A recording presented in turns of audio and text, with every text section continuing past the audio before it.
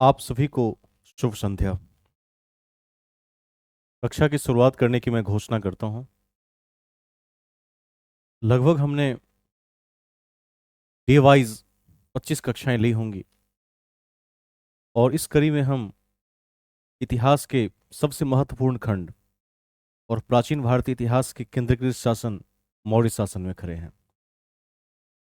पिछली कक्षा में हमने बिंदुसार तक देख लिया था और आज की कक्षा में हम अशोक से देखना शुरू करेंगे।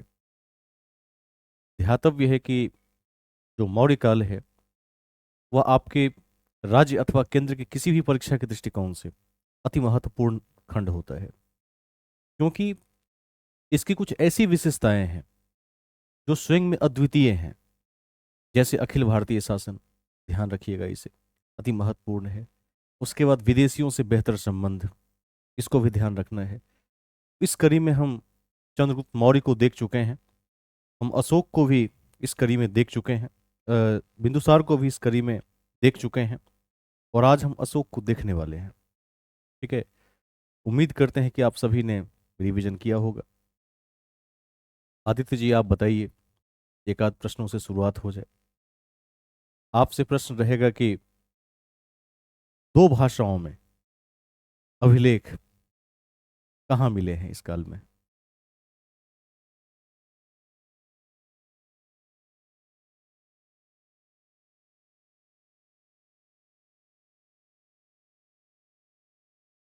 कांधार में मिले हैं, अफगानिस्तान, लिखवा दिया था मैंने। चलिए और एक आध प्रश्न हो जाए। ज्योति कुमारी जी, आप बताइए। आपको यह बताना है कि जो मौर्य काल के अभिलेख मिले हैं वो किस किस भाषाओं में मिले हैं, और अरमाइक में नहीं मिला है और ग्रीक में नहीं मिला है। ग्रीक में मिला है, तो चार भाषाओं में मिले हैं। तो यदि आप थोड़ा सा गहराई से देखेंगे, चीज़ों को इंटीग्रेटेड करके देखेंगे, तो आपको अपनी ही कॉपी में चार भाषाएं समय के साथ दिख जाएंगी। हो सकता है कि अलग अलग अभिलेख अलग अलग जगह लिखवाए हों, लेकिन इसको ध्यान रखिएगा। और सबसे, पूरे बैच में से कोई, कि सबसे लघु अभिलेख कौन सा है इस काल में, छोटा। वेरी गुड, बहुत बढ़िया छोटू कुमार जी।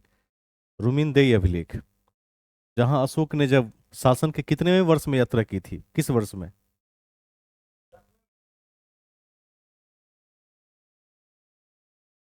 20वें साल में, 20th।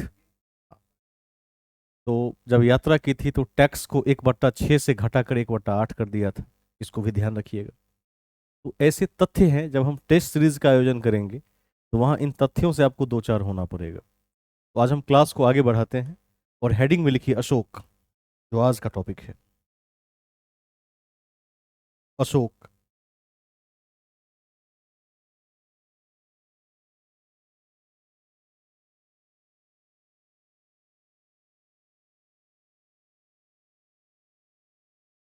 आज का टॉपिक रहेगा अशोक, 272 से 232 ईसा पूर्व।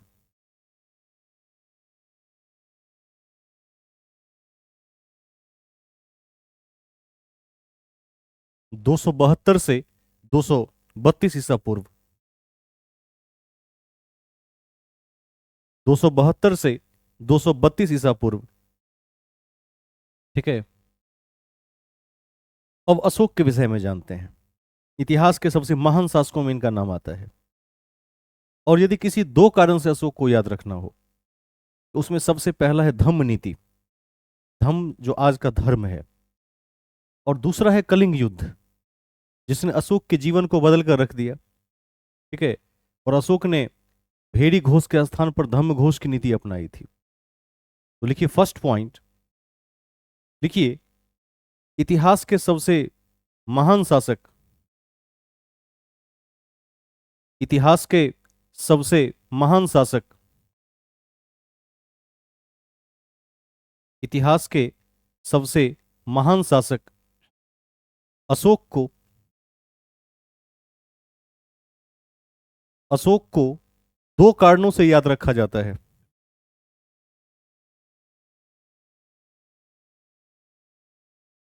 दो कारणों से याद रखा जाता है।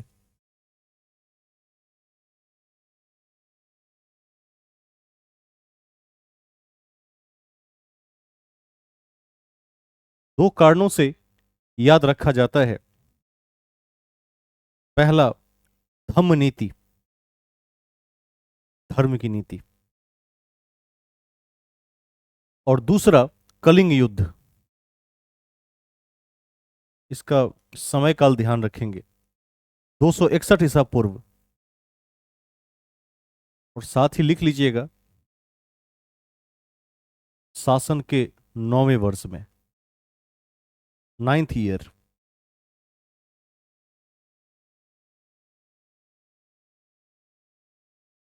शासन के 9वें वर्ष में, ठीक है, शासन के 9वें वर्ष में।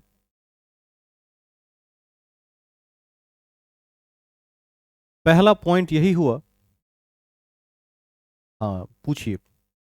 एक अभ्यर्थी प्रश्न हाथ खड़ा कर रहे हैं, कुछ काम है, पूछना है। वो इसलिए लिखा हुआ है क्योंकि 8 साल से ज्यादा का समय है, ध्यान रखिएगा। 8 साल से ज्यादा है, कुछ माह ज्यादा है। उस दृष्टिकोण से परीक्षा में यदि 8वां वर्ष रहे तो भी ठीक, 9वां वर्ष रहे तो भी ठीक, तो एक ही रहेगा। जैसे बुद्ध के विषय में लिखा रहता है, एग्जैक्ट तो बुद्ध ने 6.5 साल तपस्या की, लेकिन कहीं कहीं पर 7 वर्ष लिखा रहता है, तो उसको मान लिया जाता है। ठीक है, आगे चलेंगे। तो हमने दो बातें देखी, एक तो देखा धम्म नीति, ठीक है, और दूसरा हमने क्या देखा, कलिंग का युद्ध। हाँ, ये दो कारणों से अशोक को याद रखा जाता है। अब नोट लिख लीजिए किसके बाद, क्योंकि कलिंग युद्ध में अशोक ने क्या किया था, कलिंग पर कब्जा कर लिया था, उसकी राजधानी तोसली पर कब्जा कर लिया था। तो नोट में लिख लीजिए, कलिंग की राजधानी, कलिंग की राजधानी तोसली, कलिंग की राजधानी तोसली, तोसली पर अशोक ने अधिकार कर लिया था। कलिंग की राजधानी तोसली पर अशोक ने अधिकार कर लिया था। अशोक ने अधिकार कर लिया था, ठीक है, अधिकार कर लिया था। नेक्स्ट पॉइंट, अशोक की राजधानी पाटलिपुत्र थी। अशोक की राजधानी पाटलिपुत्र थी। अशोक की राजधानी पाटलिपुत्र थी, ठीक है, इसको भी ध्यान रखिएगा, गलती से कभी तोसली मत लगा दीजिएगा। तोसली पर अधिकार किया था, तोसली कलिंग की उस समय की राजधानी है। हम आगे चलेंगे। अब जो एक अगला महत्वपूर्ण बिंदु है वो क्या है, वो ये है कि अशोक ने बौद्ध धर्म को विश्व धर्म बनाया। आज यदि बौद्ध धर्म का प्रचार संसार के विभिन्न भागों तक है, उसमें कहीं ना कहीं अशोक का योगदान बहुत अधिक है, ठीक है, अमूल्य योगदान है। तो नेक्स्ट पॉइंट लिखिए, अशोक ने बौद्ध धर्म को विश्व धर्म बनाया। अशोक ने बौद्ध धर्म को विश्व धर्म बनाया। विश्व धर्म बनाया, ठीक है, आगे चलते हैं। अब ध्यान देंगे, आज के हम श्रीलंका की बात करते हैं। आप में से कितने अभ्यर्थी हैं जो हाथ खड़े करें, जो एनसीईआरटी पढ़ते हैं रेगुलर। मैंने पूर्व में भी कई बार कहा है। चलिए, एक हाथ खड़ा हुआ है, और दो, और कोई है। चलिए, कुछ अभ्यर्थियों ने अच्छा, कुछ अभ्यर्थियों ने हाथ खड़ा किया है।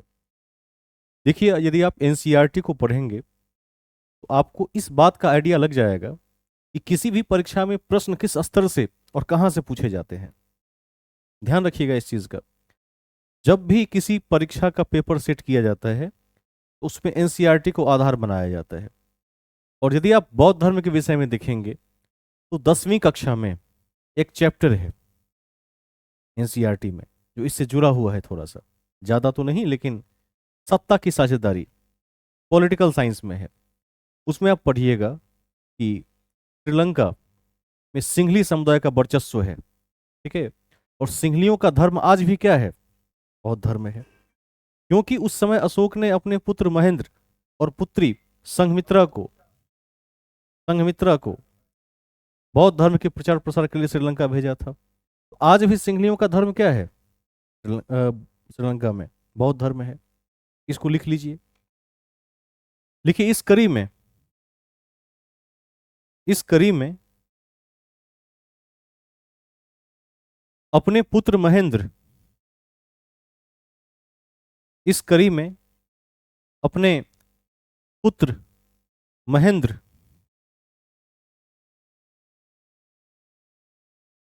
महेंद्र एवं पुत्री संघमित्रा, पुत्र महेंद्र एवं पुत्री संघमित्रा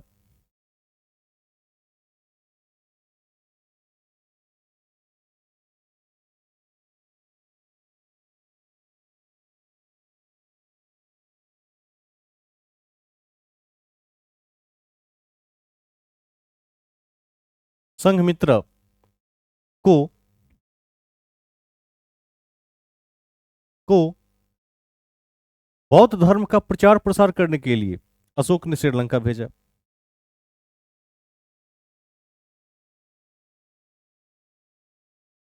बौद्ध धर्म का प्रचार प्रसार करने के लिए अशोक ने श्रीलंका भेजा।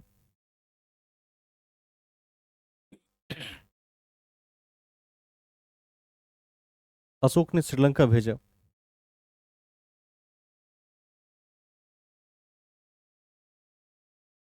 ठीक है, अगले पॉइंट में चलते हैं, नेक्स्ट पॉइंट में चलते हैं।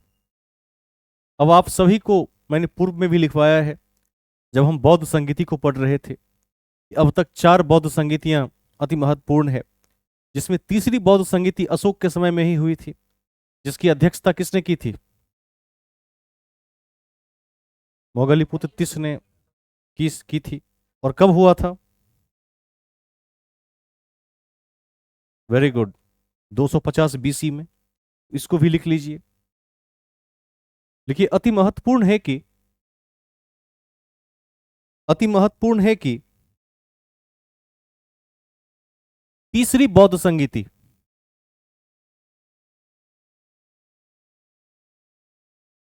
अति महत्वपूर्ण है कि तीसरी बौद्ध संगीति तीसरी बौद्ध संगीति अशोक के समय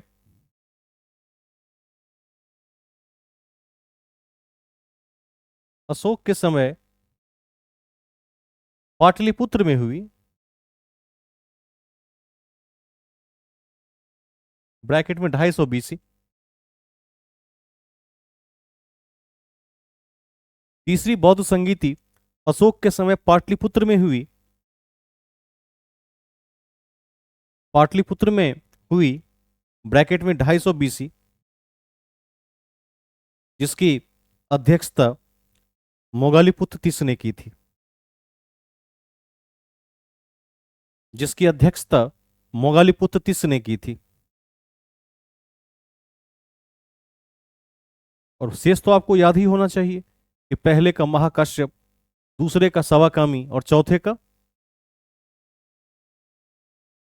वसुमित्र। कहां हुआ था चौथा? किसके समय में? कनिष्क के समय में। Very good. कनिष्क के समय में कश्मीर के, सब क से ही है, क से कनिष्क, क से कश्मीर, क से कुंडलवन, तो ध्यान रखिएगा। ठीक है, आगे चलते हैं। सब आपने लिख लिया है? हाँ, होता है म्यांमार में, रंगून में, म्यांमार के रंगून में हुआ था। किया गया था, लेकिन वो मैंने आप तक इसलिए नहीं पहुंचाया है कि रेयर ऑफ द रेयरेस्ट में पूछता है, तो छोड़ दीजिए, स्किप कर दीजिए। वैसे रंगून में हुआ था, इसको याद रख लीजिएगा, म्यांमार में, आज के म्यांमार में। लेकिन पूछा नहीं जाता है। पूछा जाएगा तो चार से ही प्रश्न बन जाएंगे। ठीक है, तो इसको याद कर लीजिए। जहां कोई बड़ा परिवर्तन होगा, हाई पोटेंशियल क्वेश्चन बनेगा, उसके पूछे जाने की संभावना हाई फ्रीक्वेंसी पर होगी। ठीक है। अब वैसे भी यदि पूछा जाएगा तो इस चार में से तो होगा नहीं, तो जो सबसे विलग विकल्प होंगे उनको आप टिक कर दीजिएगा। ठीक है, आगे चलते हैं। नेक्स्ट पॉइंट, हम कहाँ थे अभी? तीसरे वाले में, मोगालीपुत्र तीस। तो तीसरा को याद रखिएगा, जिस शासक के समय में कोई युगांतकारी परिवर्तन हुआ हो, उसको जरूर ध्यान रखना है। नेक्स्ट पॉइंट, अब हम चलते हैं न्यायिक व्यवस्था में। तो लिखिए, अशोक ने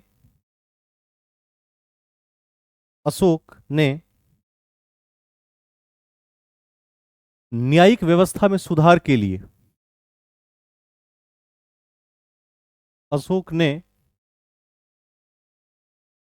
न्यायिक व्यवस्था में सुधार के लिए रज्जुक नामक अधिकारी की नियुक्ति की। रज्जुक नामक अधिकारी की नियुक्ति की। ठीक है, अधिकारी की नियुक्ति की। विनीत आया है क्या आज? विनीत, हाँ, दिखाई तो पड़ रहे हैं।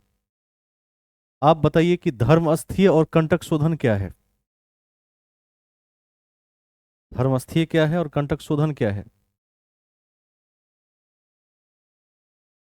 आप, इतना समय लगेगा? कक्षा छोड़ दी है इसका मतलब? और किसी से, आज तो कुछ अभ्यर्थी छुट्टी लिए हुए हैं, किसी न किसी कार्य में बिजी हैं।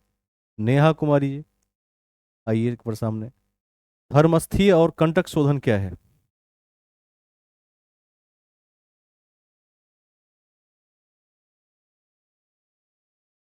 जल्दी।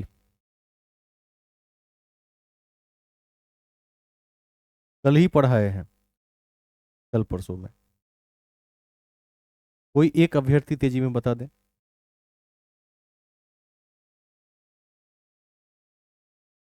और कंटक शोधन फौजदारी न्यायालय है, वेरी गुड। मैंने कल ही शायद लिखवाया था, शायद कल ही लिखवाए थे ना ये पॉइंट? कल ही लिखवाए थे, याद रखिएगा। अब भूलना तो बिल्कुल नहीं है। आगे चलते हैं नेक्स्ट पॉइंट में। तो आपने रज्जुक को देख लिया। रज्जुक की नियुक्ति क्यों की गई थी? किस चीज के लिए की गई थी? ठीक है, आगे चलते हैं। नेक्स्ट पॉइंट, अगला बिंदु में चलिए। लिखिए, अशोक का उत्तराधिकारी कुणाल था। अशोक का उत्तराधिकारी कुणाल था।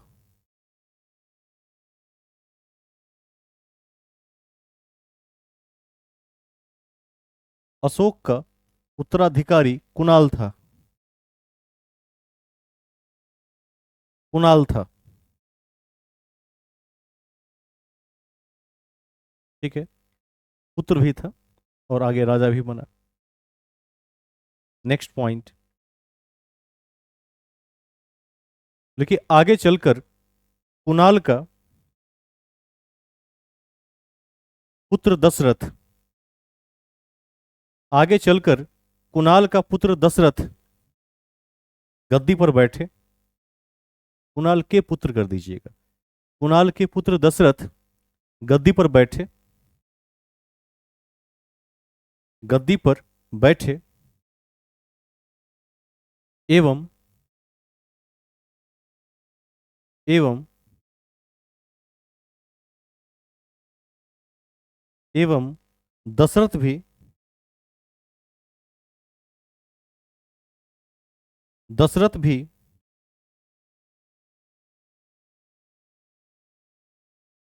अशोक के तरह, अशोक के तरह देवानाम प्रिय कहलाए। देवताओं का प्रिय। अशोक भी, गलत बोल दिया मैंने, दशरथ भी अशोक के तरह देवानाम प्रिय कहलाए। ठीक है, सदैव ध्यान रखिएगा इसे।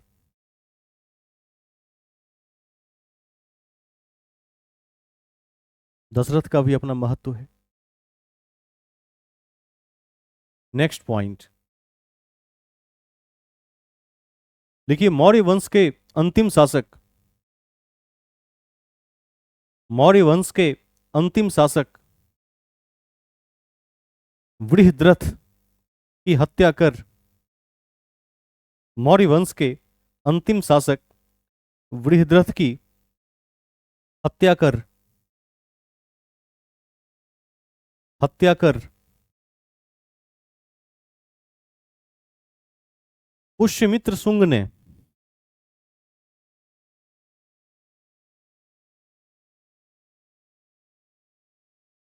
पुष्यमित्र शुंग ने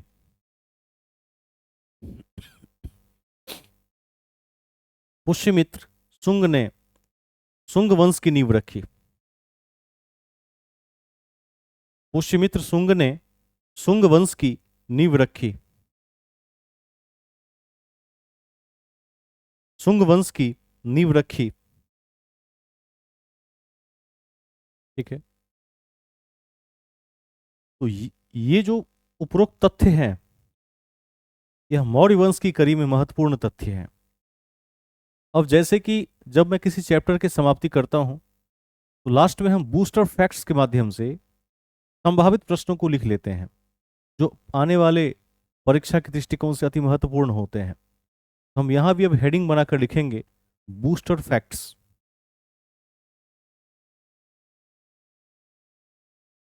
बूस्टर फैक्ट्स,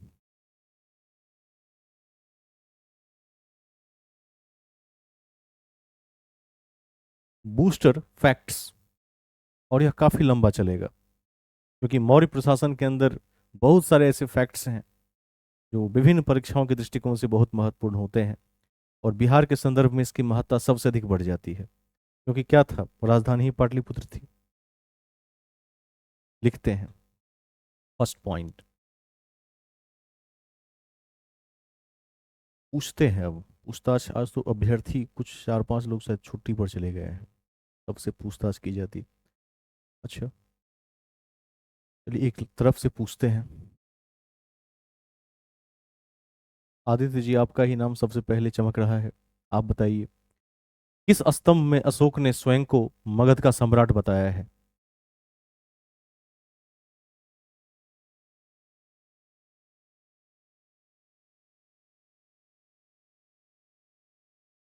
वीडियो में आ जाइए। हाँ,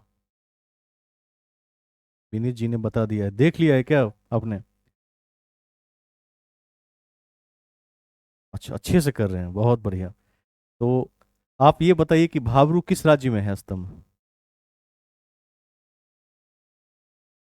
अच्छा, बहुत बढ़िया, वेरी गुड। देखिए, मैंने पिछले कक्षा में लिखवा दिया था कि भाबरू स्तंभ राजस्थान में है, और इसकी चर्चा एक बार नहीं हुई है। जब हम पुरातात्विक काल को देख रहे थे, तो वहां भी भाबरू की चर्चा हमने कर दी है, और बाद में तो खैर कई बार चर्चा हुई। तो भाबरू राजस्थान में है, और इसी अभिलेख में अशोक ने स्वयं को मगध का सम्राट बताया है। और एक और बात है कि जो बौद्ध धर्म के 3 रत्न हैं, बुद्ध, धम्म और संघ, इस पर भी अशोक ने अपनी आस्था व्यक्त की है। बहुत महत्वपूर्ण पॉइंट है, पहला पॉइंट देखिए, पूछा जाएगा एग्जाम में, और थोड़ा रिवीजन करते रहिए। देखिए, भाब्रू अभिलेख, भाब्रू अभिलेख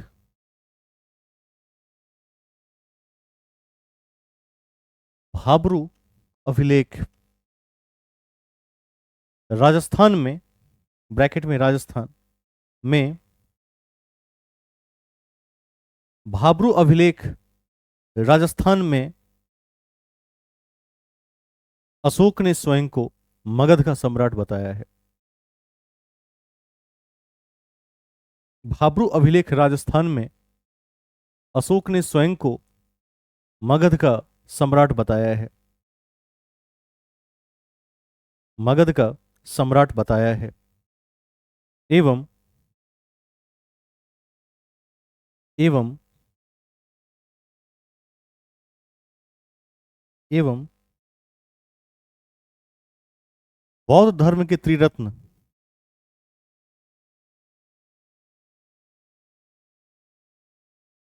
एवं बौद्ध धर्म के त्रिरत्न त्रिरत्न बुद्ध, धम्म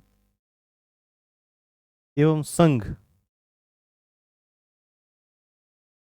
बौद्ध धर्म के त्रिरत्न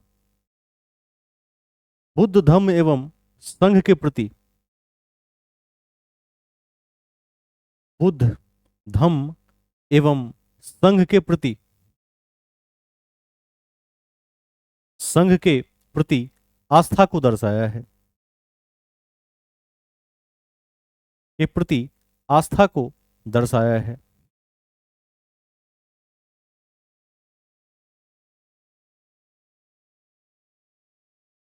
आस्था को दर्शाया है। ठीक है, आगे चलेंगे हम नेक्स्ट पॉइंट में, और यह प्रश्न पूछ लेते हैं।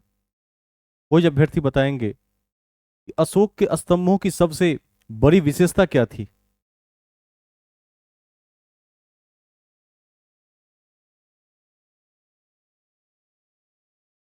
कौन जवाब देंगे? सुनाइए।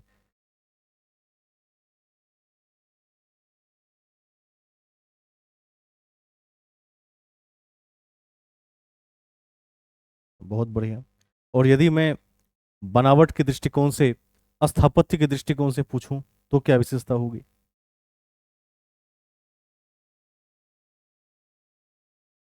रंग रहित है। Very good. इसी को आप दूसरे शब्दों में इसको याद रख लीजिए कि जो उसकी पॉलिश है, ऐसा पॉलिश है उस पर जिसका कोई तोड़ आज भी नहीं है। उस समय के स्थापत्यकारों ने एक बहुत ही अल्ट्रा लेवल पॉलिश का इस्तेमाल किया है, जो उस स्तंभ को अक्षरणीय बनाता है। बहुत कम क्षरण होता है उसका पॉलिश। ये पूछा गया प्रश्न भी है, इसको लिख लीजिए। लिखिए, अशोक के स्तंभ की सबसे बड़ी विशेषता, अशोक के स्तंभ की सबसे बड़ी विशेषता, विशेषता चमकदार पॉलिश थी। ब्राइट पॉलिश, चमकदार पॉलिश थी, सबसे बड़ी विशेषता है।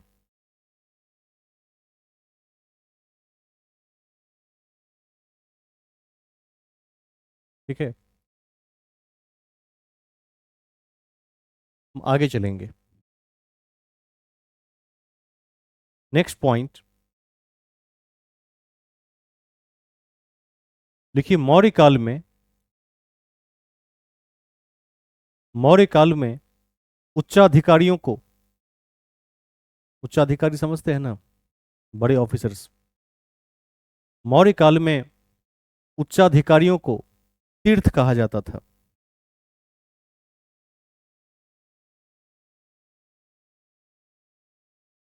तीर्थ कहा जाता था जिनकी संख्या, जिनकी संख्या 18 थी, जिनकी संख्या 18 थी,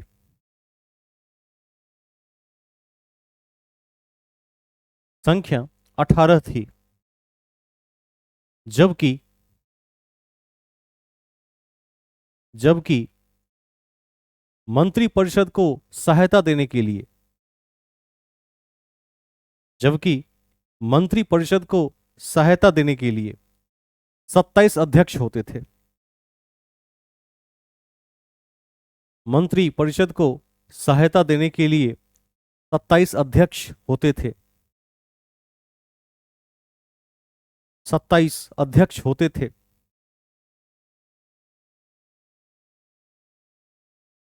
27 अध्यक्ष होते थे।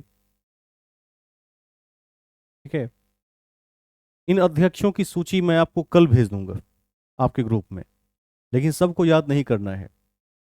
उसमें जो टिक लगा रहेगा, जो स्टार्ट रहेगा, केवल उसी को देख लेना है, क्योंकि 27 याद करना संभव भी नहीं है, लंबे समय तक याद रख भी नहीं सकते हैं, और परीक्षा उपयोगी भी नहीं है। तो जो कम महत्वपूर्ण हैं उनको बिल्कुल ही साइड कर दीजिए, कभी नहीं पूछा गया है।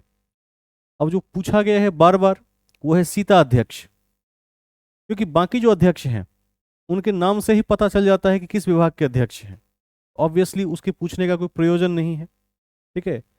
लेकिन सीता अध्यक्ष में क्या है, थोड़ा सा शाब्दिक हेर फेर है, डिफिकल्टनेस है, इसको पूछा जाता है। बाकी जो अध्यक्ष हैं आप नहीं भी याद करेंगे, एक बार लिस्ट देख लीजिएगा, तो जिस विभाग के अध्यक्ष हैं उसी विभाग के नाम पर है, उसको याद करने की कोई आवश्यकता नहीं है।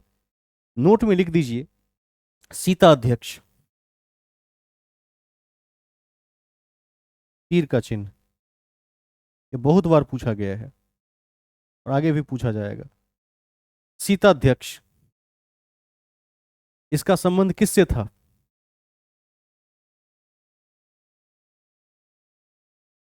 इसमें लिख दीजिए कृषि विभाग, कृषि, एग्रीकल्चर, कृषि विभाग लिख दीजिए इसमें, ठीक है। उसको देखता था।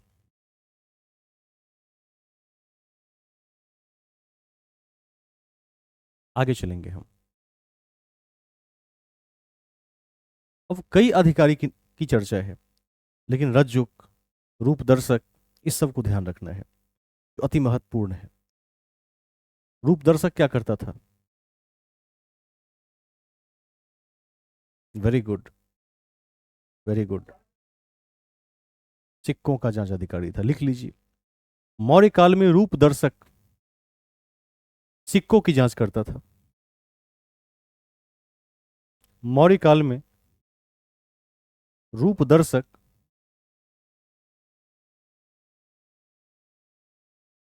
रूपदर्शक सिक्कों की जांच करता था, सिक्कों की जांच करता था। नेक्स्ट लिखिए, मौर्य काल में प्रांत के अध्यक्ष को क्या कहते थे? कुमार। मौर्य काल में प्रांत के अध्यक्ष को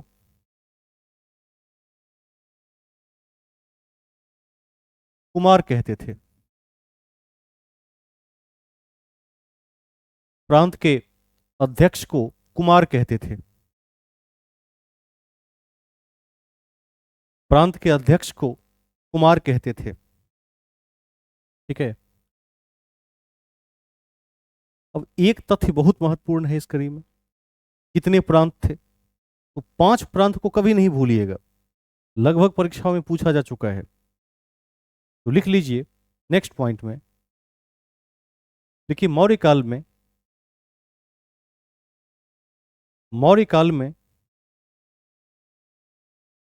प्रांतों को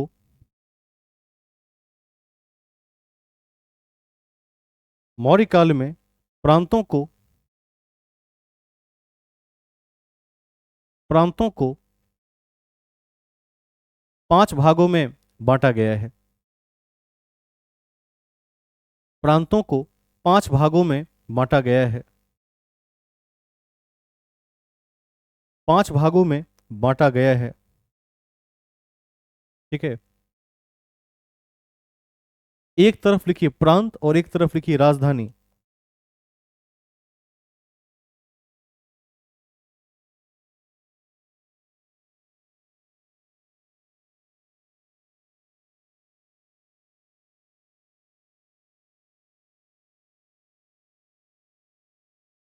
प्रांत एक तरफ राजधानी, ठीक है। पहला लिखिए उत्तरापथ।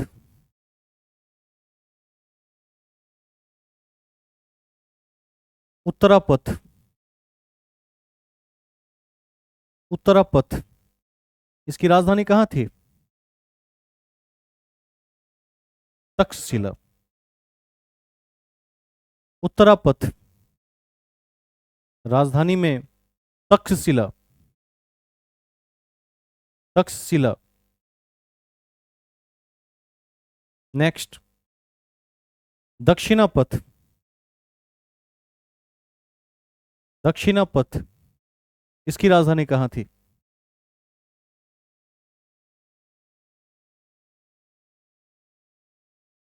Very good. स्वर्णगिरी या सुवर्णगिरी भी लिख सकते हैं। दक्षिणापथ, स्वर्णगिरी। परीक्षा में सुवर्ण, स हर्षुकर व और नौ पर रेफ भी हो सकता है, सुवर्णगिरी भी सही है। नेक्स्ट, तीसरा नंबर, अवंती। अवंती, उज्जैन। ध्यान रखिएगा कि अशोक अवंती के गवर्नर रह चुके थे। उज्जैन। कलिंग, तोसली, अभी भी चर्चा हुई है। कलिंग, राजधानी में तोसली। ठीक है। और एक बच गया पूर्वी प्रांत, इसकी राजधानी कहाँ थी? पाटलिपुत्र। बहुत बढ़िया, पाटलिपुत्र। इन पांचों को याद रखेंगे, उत्तरापथ, दक्षिणापथ, ठीक है, उसके बाद अवंती, उसके बाद कलिंग और पूर्वी प्रांत। इस पांचों को सदैव संज्ञान में रखेंगे। इसी के विषय में भी कभी भी पूछा जा सकता है, आपकी परीक्षा के दृष्टिकोण से अति महत्वपूर्ण है। हम आगे चलेंगे। अब मौर्य काल की जो एक विशेषता है वो यह भी है कि बॉडीगार्ड के रूप में, अंगरक्षिका के रूप में स्त्री भी थी इस समय में। जाहिर सी बात है कि रानियों के लिए अथवा जो राज्य प्रशासन में उच्च पदों पर किसी महिला की जगह हो तो उसके लिए रही होगी। लिखिए, मौर्य काल में, मौर्य काल में स्त्री अंगरक्षिका की भी जानकारी मिलती है। मौर्य काल में स्त्री अंगरक्षिका की भी जानकारी मिलती है। स्त्री अंगरक्षिका की भी जानकारी मिलती है।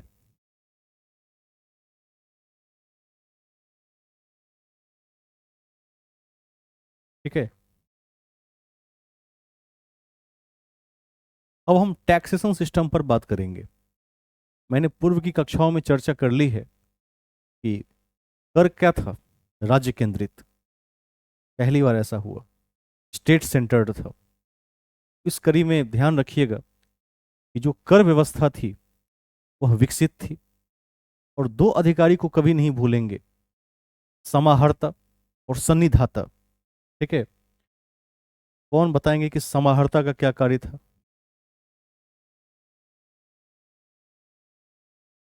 और सन्निधाता का क्या कार्य था?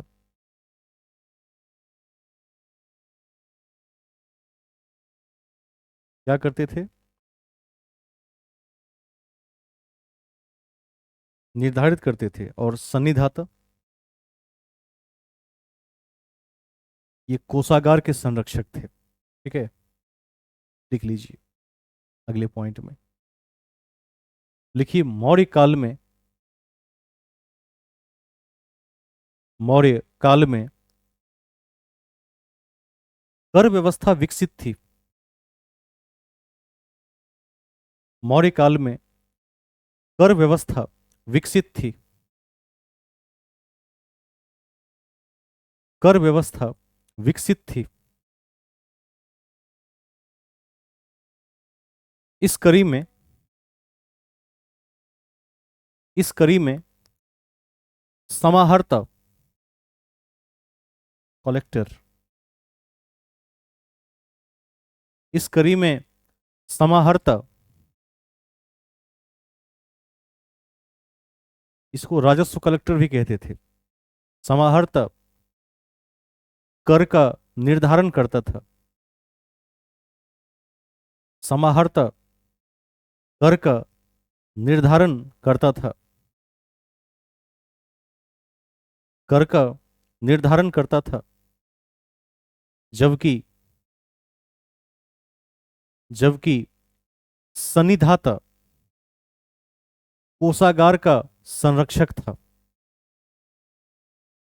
सन्निधाता कोषागार का संरक्षक था, ब्रैकेट में कोषाध्यक्ष।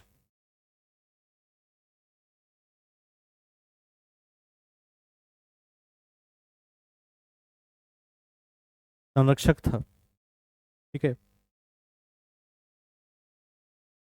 यदि सिक्कों की बात की जाए तो मौर्य काल में चार तरह के सिक्के देखने को मिलते हैं, लेकिन जो आपकी परीक्षा के दृष्टिकोण से महत्वपूर्ण है वो है आहत और पन। इसको नहीं भूलेंगे। तो नेक्स्ट पॉइंट में लिखिए, मौर्य काल में मौर्य काल में आहत एवं पन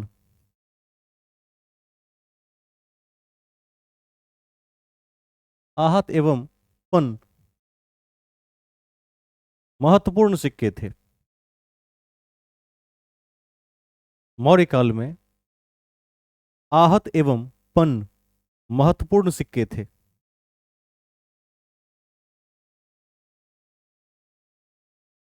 महत्वपूर्ण सिक्के थे।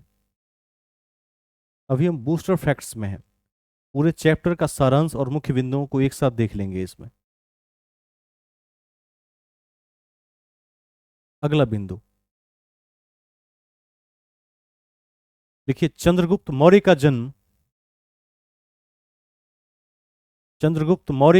जन्म 340 ईसा पूर्व हुआ था। 340 ईसा पूर्व में हुआ था।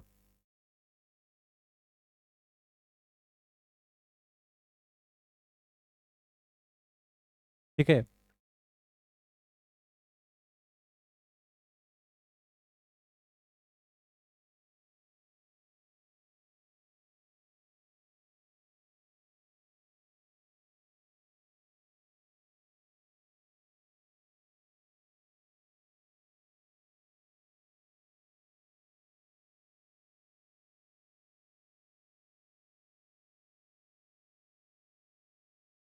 इस तथ्य को ध्यान में रखेंगे कि जस्टिन ने चंद्रगुप्त मौर्य को सेंड्रोकोटस कहा था, जिसकी पहचान बाद में विलियम जोन्स ने की।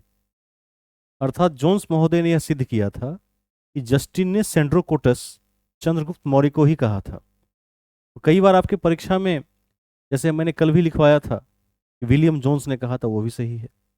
जस्टिन रहेगा तो वो भी सही है, क्योंकि पहली बार जस्टिन ने कहा, लेकिन पुष्टि विलियम जोन्स ने ही की बाद में। तो इस पॉइंट को ऐसे लिख लीजिए, जस्टिन ने जस्टिन ने चंद्रगुप्त मौर्य को सेंड्रोकोटस कहा था।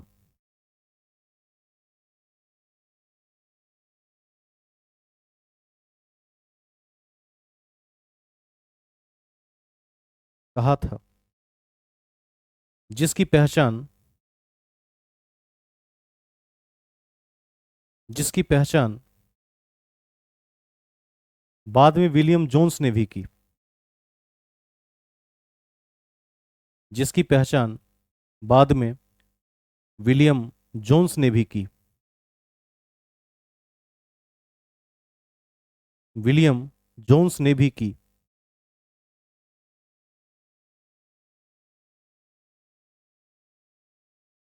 ठीक है। अगले पॉइंट की ओर चलेंगे। सेंड्रोकोटस का वही अर्थ होता है जो अमित्रघात का अर्थ होता है। ठीक है। और सेंट्रोपेडस का भी वही अर्थ होता है जो अमित्रघात का अर्थ होता है। उसने एक नाम दिया था अपनी, कल बताए थे। अमित्र माने शत्रु, जो मित्र नहीं वो अमित्र। घात माने हंता, जो शत्रुओं का नाश करने वाला हो, अलग अलग, जैसे अमित्रोचेट्स, सैंड्रोकोटस, सैंड्रोपेडस, ठीक है, ये सब उसी के नाम है। ठीक है, गलत बोल दिया क्या मैंने, उल्टा कह दिया। अमित्रघात नहीं होगा इसका। अभी आपने सैंड्रोकोटस का पूछा है, इसका अमित्रघात नहीं होगा। ये बिंदुसार में था। इसको दोबारा से मैं ठीक कर देता हूँ, ये तो चला गया दूसरी भाषा में। सैंड्रोकोटस का कोई अर्थ नहीं है, ध्यान रखिएगा। ये चंद्रगुप्त का ही उपनाम है, जो विदेशियों ने अपनी भाषा में कहा था। मैं दूसरी पॉइंट में चला गया था। बिंदुसार के लिए जो अमित्रघात का प्रयोग किया गया, उसके अलग अलग नाम है बाद में। ठीक है, जैसे अमित्रोचेट्स हैं, लेकिन सेंड्रोकोटस और सेंड्रोपेडस का अर्थ चंद्रगुप्त मौर्य ही है, ये ध्यान रखिएगा। बड़ा विवादास्पद है। आगे चलते हैं, थोड़ा मैं करेक्शन कर देता हूँ इसमें। ठीक है, ध्यान रखिएगा कि सेंड्रोकोटस और पेडस एक ही हैं, बस अलग अलग ग्रीक और यूनानी भाषा का फेर है। आगे चलते हैं, नेक्स्ट पॉइंट। हम कहाँ थे? विलियम जोन्स में। अगले बिंदु में लिखिए, अगले पॉइंट में लिखिए, विशांखदत्त कृत मुद्रा राक्षस में। विशांखदत्त कृत मुद्रा राक्षस में। विशांखदत्त कृत मुद्रा राक्षस में। मुद्रा राक्षस में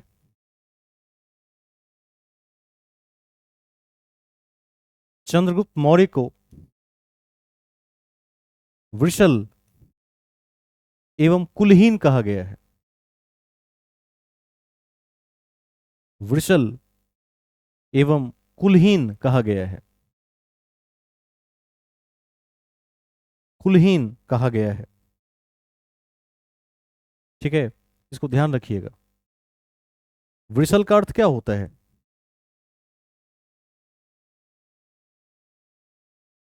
निम्न कुल का। तो याद रखिएगा, वृषल के लिए जो सापेक्ष शब्द है वो उस समय में शूद्र है।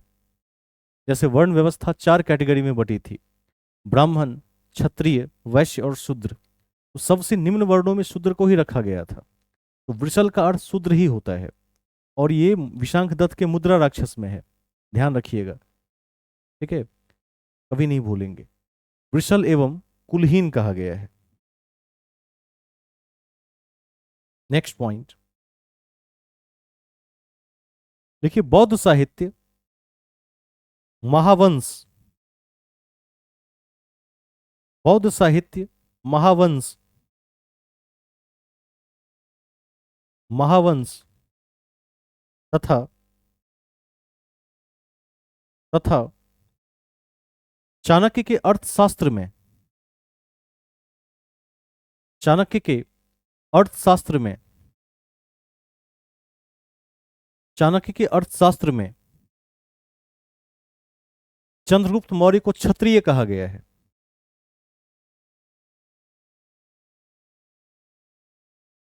चंद्रगुप्त मौर्य को क्षत्रिय कहा गया है। क्षत्रिय कहा गया है, जबकि ब्राह्मण ग्रंथों में उसे निम्न कुल का माना गया है।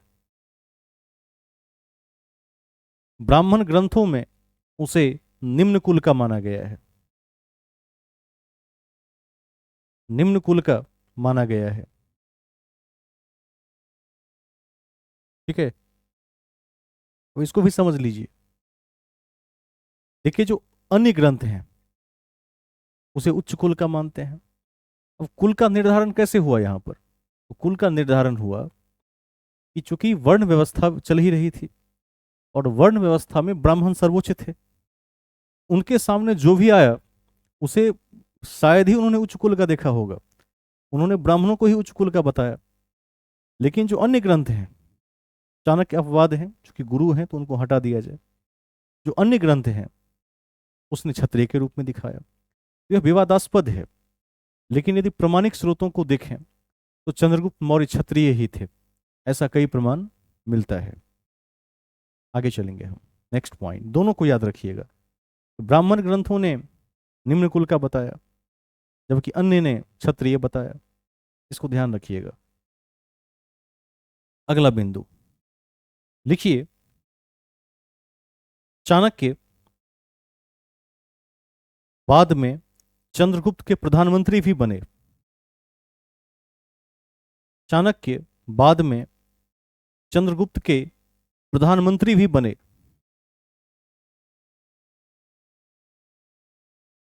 प्रधानमंत्री भी बने एवं एवं उनके द्वारा लिखित पुस्तक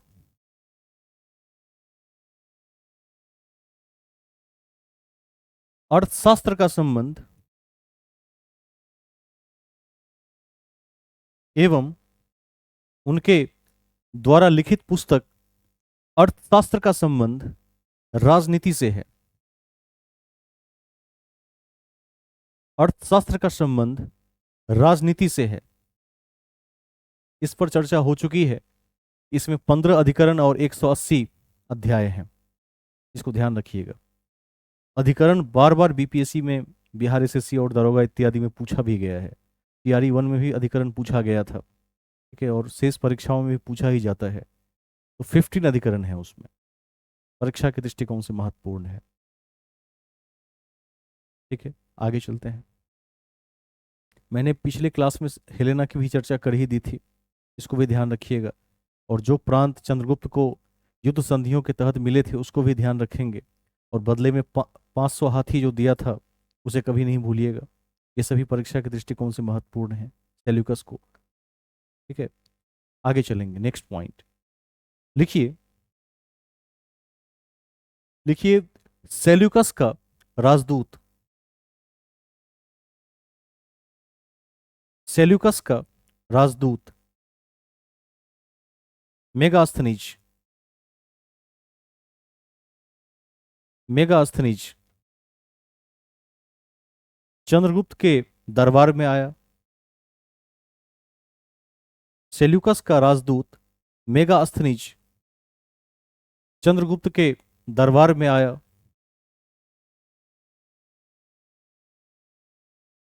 दरबार में आया एवं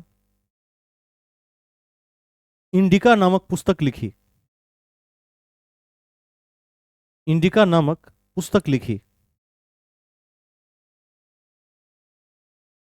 इंडिका नामक पुस्तक लिखी। पुस्तक लिखी जिसमें जिसमें यह उल्लेख किया कि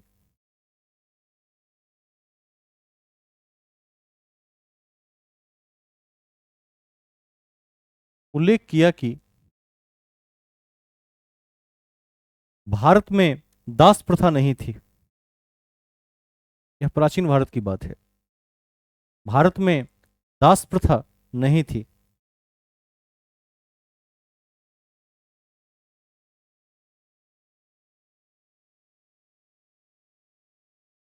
भारत में दास प्रथा नहीं थी।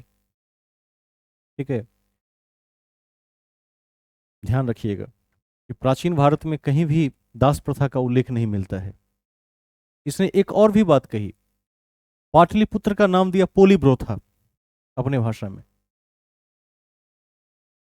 देखिए, इसने पाटलिपुत्र को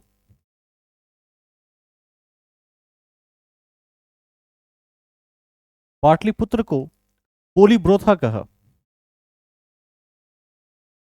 इसने पाटलिपुत्र को पोलीब्रोथा कहा। किसने? मेगास्थनीज ने। ध्यान रख लीजिएगा। और सेल्यूकस किसका राजदूत था, सेनापति था? सिकंदर का। सिकंदर के सबसे योग्य सेनापतियों में से एक था। हेलेना सेल्यूकस की ही पुत्री थी जिसका नाम कार्नेलिया भी है।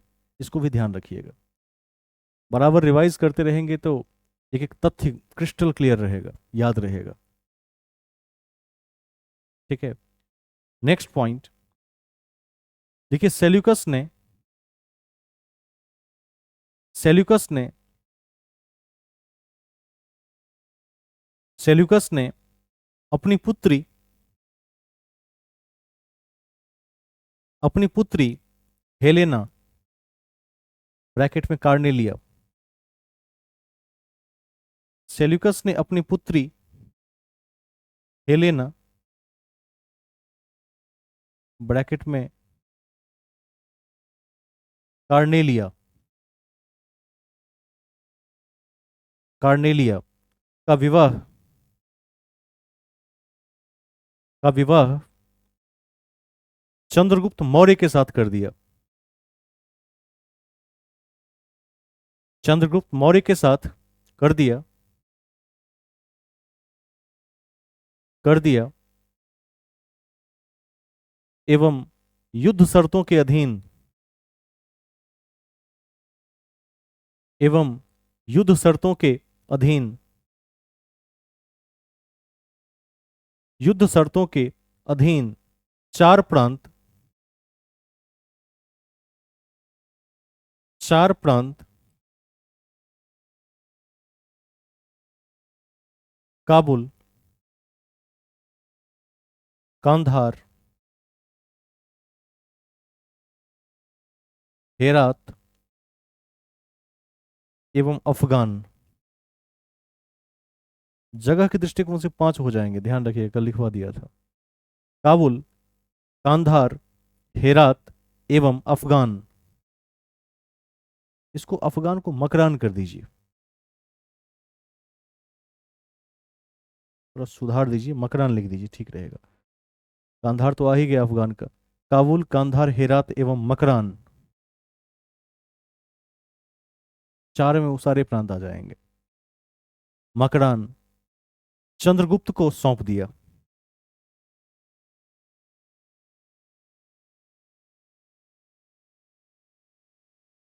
चंद्रगुप्त को सौंप दिया,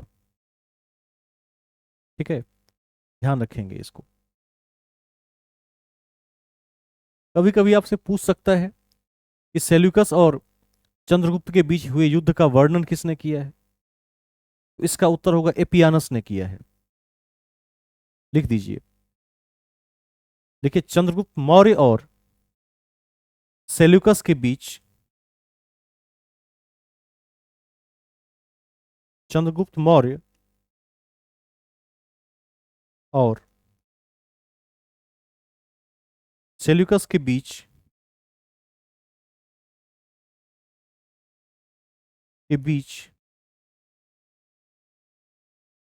हुए युद्ध का वर्णन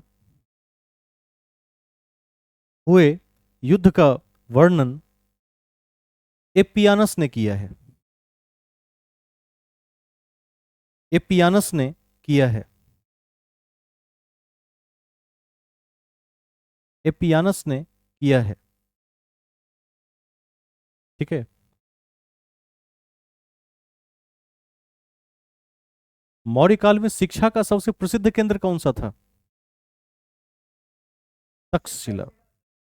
और चाणक्य वहीं के क्या थे? प्रोफेसर थे पहले। तो लिख दीजिए, मौर्य काल में शिक्षा का प्रसिद्ध केंद्र तक्षशिला था। आज कहां पर है यह? वर्तमान पाकिस्तान में चला गया है। मौर्य काल में शिक्षा का प्रसिद्ध केंद्र तक्षशिला था।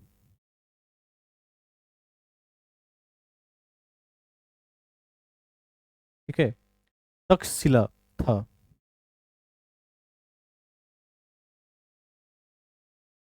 आगे चलते हैं। अब जैसे कि आपने पिछली कक्षाओं में अध्ययन किया कि सेल्यूकस को बदले में 500 हाथी सेल्यूकस को मौर्य ने दिया था, चंद्रगुप्त मौर्य ने दिया था। इसकी चर्चा किसने की है? इसकी चर्चा की है प्लूटार्क ने। इसको भी लिख लीजिए, पूछा गया है। देखिए, प्लूटार्क ने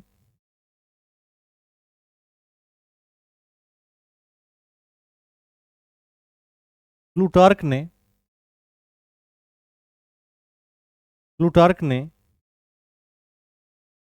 बताया है कि प्लूटार्क ने बताया है कि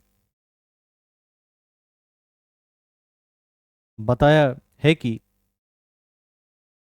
चंद्रगुप्त मौर्य ने सेल्यूकस को 500 हाथी उपहार में दिए थे। चंद्रगुप्त मौर्य ने सेल्यूकस को 500 हाथी उपहार में दिए थे। उपहार में दिए थे। आगे चलेंगे। अब आप सभी को ज्ञात है कि चंद्रगुप्त मौर्य ने अंत में संलेखना पद्धति के माध्यम से कर्नाटक के श्रवण बेलगोला में शरीर का त्याग किया था। ये लिखवाने की आवश्यकता है कि आगे चलें, छोड़ दिया जाए इसे? याद रहेगा? एक बार कंफर्म करें। और गुरु कौन थे उनके? भद्रबाहु। किस धर्म के थे? जैन धर्म के। इसकी चर्चा हम पूर्व में ही कर चुके हैं, लिखने की आवश्यकता नहीं है। नेक्स्ट पॉइंट में चलते हैं। अच्छा, एक क्वेश्चन पूछ लेते हैं, कॉमन सेंस। अच्छा, कल की क्लास में कई अभ्यर्थी थे। वरुण जी, आप बताइए कि आप बताइए अगला कि जो बिंदुसार थे, उनकी माता का नाम क्या था?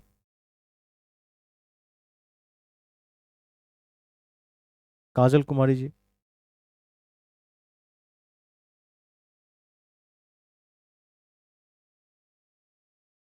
माइक ऑन करके आप जवाब दे सकते हैं। आदित्य जी, बिंदुसार की माता का नाम क्या था? Very good. कल भी मैंने चर्चा की थी कि चंद्रगुप्त मौर्य का विवाह तो हेलेना से हुआ था, लेकिन चंद्रगुप्त की प्रथम पत्नी का नाम दुर्धरा था।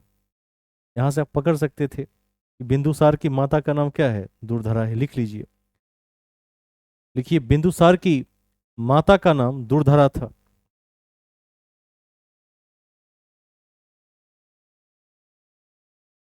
दुर्धरा।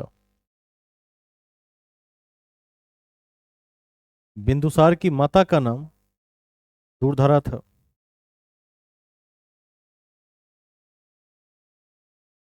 बिंदुसार की माता का नाम दुर्धरा था।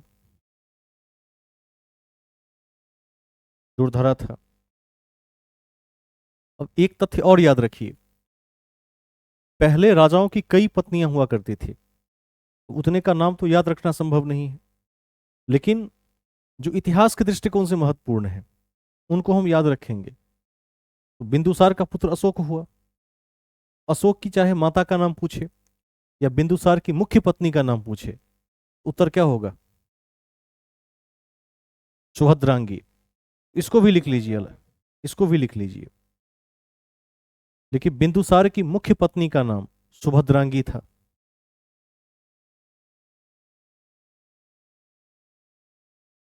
बिंदुसार की मुख्य पत्नी का नाम सुभद्रांगी था। सुभद्रांगी था।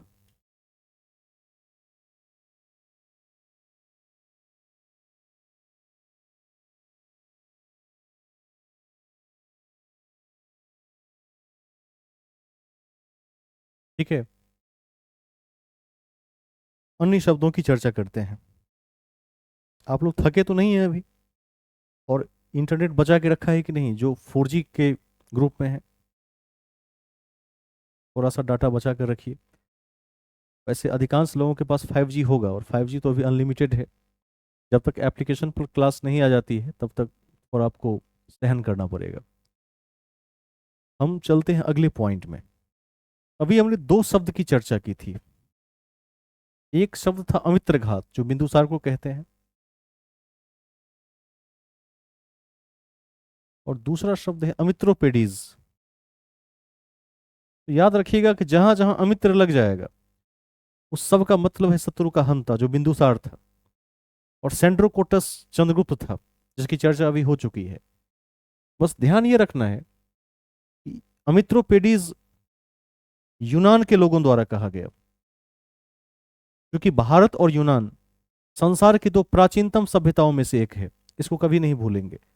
जब हम वर्ल्ड हिस्ट्री को पढ़ेंगे, वहां हम देखेंगे कि यूनान और भारत में क्या क्या समानताएं रही हैं। वैदिक युग में भी हमने एक समानता की बात की थी। कौन सा ग्रंथ वेदों की, किस ग्रंथ से वेदों की तुलना की जा सकती है? जल्दी कोई बताइए, लिखवा दिए हैं। किस ग्रंथ से, किस वैश्विक ग्रंथ से, यूनानी ग्रंथ से अथवा ईरानी ग्रंथ से? जैन अवेस्ता, पारसी धर्म। तो कभी नहीं भूलिएगा, ईरान यूनान इस सब को नहीं भूलिएगा। जेंदावेस्ता से वेदों की तुलना की गई है। ठीक है। माइकियावेली के प्रिंस से चाणक्य के अर्थशास्त्र की तुलना की गई है, कल परसों भी चर्चा हुई थी। तो ये सब एकदम हाईलाइटेड क्वेश्चन है, अति महत्वपूर्ण है। ठीक है। वो टेस्ट भी होगी, और टेस्ट में जब आप बनाएंगे तो वो पूरा याद हो जाएगा। अभी मैं थोड़ा व्यस्तताओं के कारण टेस्ट सीरीज आप तक नहीं भेज रहा हूँ। 6 तारीख के बाद आप तक टेस्ट सीरीज आने लगेगा, क्योंकि दिल्ली के विधानसभा चुनाव में अभी मैं अधिकारी हूँ, और वहाँ लगातार थोड़ा सा कार्य करना पड़ रहा है, जिसके कारण भी दिनचर्या व्यस्त चल रही है। जैसे ही 6 तारीख बीतेगा उसके बाद हम उस पर कार्य करेंगे और वो आप तक संप्रेषित कर देंगे। तो मूल बातों पर आ जाते हैं। आप इस पॉइंट को जरूर लिख लीजिए। देखिए, अमित्र घात, ब्रैकेट में शत्रुओं का विनाशक। अमित्र घात, शत्रुओं का विनाशक, शत्रुओं का विनाशक। और नीचे में लिखिए अमित्रोपेडीज।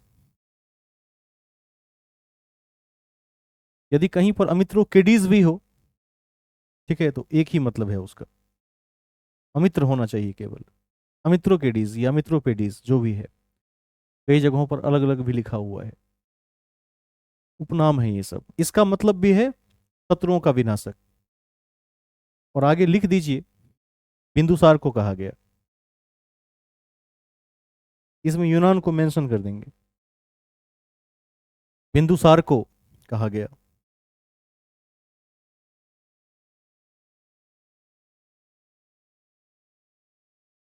ठीक है, आगे बढ़ेंगे। पढ़ने का अच्छा तरीका यह है कि जैसे आज आपने 5 पेज लिखा, तो आज आपने 5 पेज का रिवीजन कर लिया, और जब कल वह बढ़कर 12 पेज हो गया तो आपने 1 से 12 को रिवाइज कर लिया। परसों 20 हो गया तो 1 से 20 का रिवीजन कर लिया। तो ऐसे में आप कभी नहीं भूलेंगे। और लगातार टेस्ट सीरीज देते रहिए। मैं एक आपको दूसरा भी रास्ता बताता हूँ।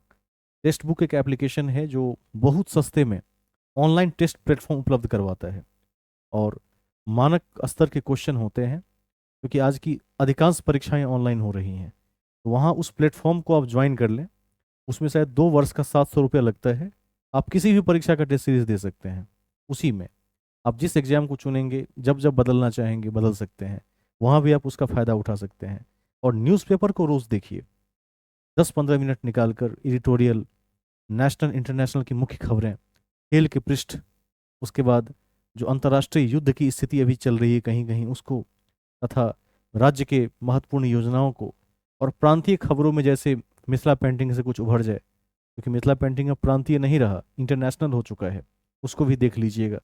कल मैंने जैक्सन होल्ट की चर्चा की थी, कभी नहीं भूलिएगा। तो बिहार के संदर्भ में विकास को दर्शाता है, उसको जरूर देखना चाहिए। ठीक है, आगे चलते हैं। तो ये दोनों पॉइंट हमने क्लियर कर लिया है। अभी कुछ पॉइंट और बचे हुए हैं, उसको भी लिखते हैं। पूछ लेते हैं पहले, बिंदुसार किस संप्रदाय का अनुयायी था? आजीवक। तो ये आप पहले ही लिख चुके हैं, लिखने की आवश्यकता नहीं है। ठीक है। अब पिछली क्लास में चर्चा हुई है कि बिंदुसार को सिंहसेन भी कहा गया है और अमित्रघात भी कहा गया है। ये तो आपको याद ही है। एक तथ्य याद रखिएगा कि वायु पुराण में बिंदुसार को भद्रसार भी कहा गया है। तो लिख दीजिए, लिखिए वायु पुराण में, वायु पुराण में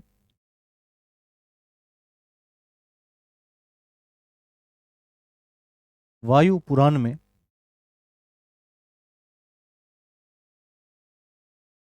बिंदुसार को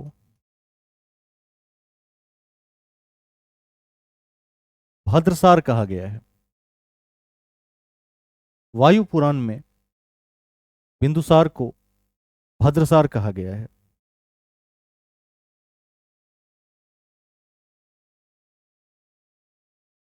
ठीक है। और ध्यान रखिएगा, पुराण 18 हैं, वेदों में चर्चा हो चुकी है। ठीक है। अब पूछ लेते हैं, कोई बताएं कि ऋग्वेद में कितने सूक्त हैं?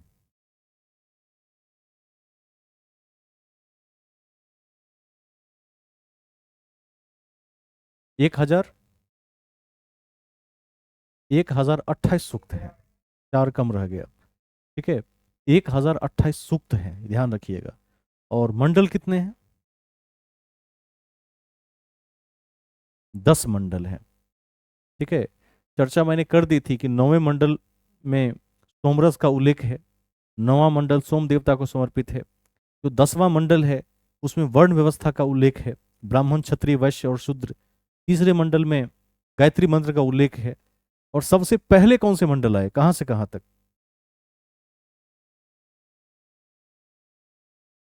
कोई बता दीजिए, सबसे पहले, सबसे बाद में।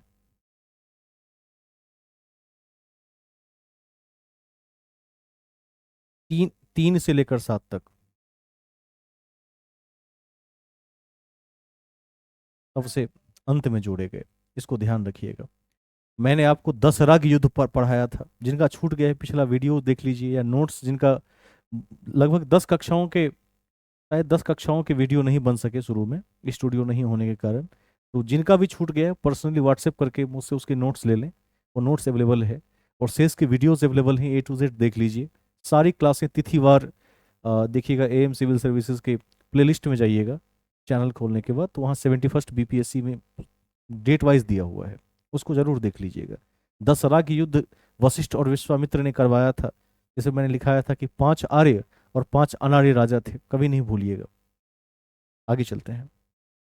तो हमने भद्रसार को लिख लिया है कि बिंदुसार को वायु पुराण में भद्रसार भी कहा गया है। नेक्स्ट पॉइंट देखिए, एस्ट्रैबो, एस्ट्रैबो के अनुसार, एस्ट्रैबो के अनुसार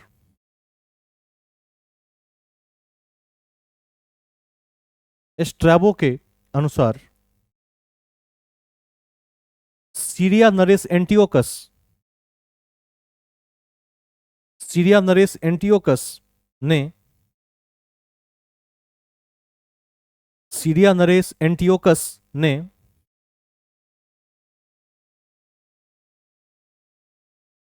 एंटियोकस ने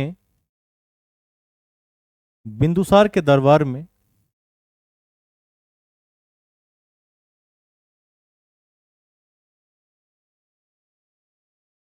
बिंदुसार के दरबार में डाइमेकस नामक राजदूत को भेजा था, डाइमेकस नामक राजदूत को भेजा था, डाइमेकस नामक राजदूत को भेजा था। ठीक है, याद रख लीजिएगा, राजदूतों को मुख्य रूप से याद रखना है। और यदि किसी राजदूत अथवा विदेशी यात्री ने भारत के विषय में किसी विशिष्ट बात की चर्चा की हो तो अवश्य ध्यान रखिए। जैसे मेगास्थनी जी ने कहा कि भारत में, प्राचीन भारत में दास प्रथा का उल्लेख नहीं मिलता है, पटना को पोलिब्रोथा कहा, तो इसको भी ध्यान रखिएगा, कभी नहीं भूलेंगे, मिलता जुलता नाम है। ठीक है, आगे चलेंगे। नेक्स्ट पॉइंट देखिए, व्यापारियों के काफिले को सार्थवाह कहा जाता था, व्यापारियों के काफिले को सार्थवाह कहा जाता था, व्यापारियों के काफिले को सार्थवाह कहा जाता था, सार्थवाह कहा जाता था।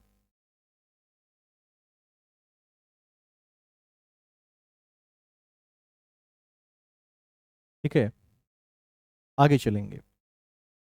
कल चर्चा हुई थी कि सीरिया नरेस एंटियोकस से, ठीक है, सीरिया नरेस एंटियोकस से क्या क्या मंगवाया था बिंदुसार ने?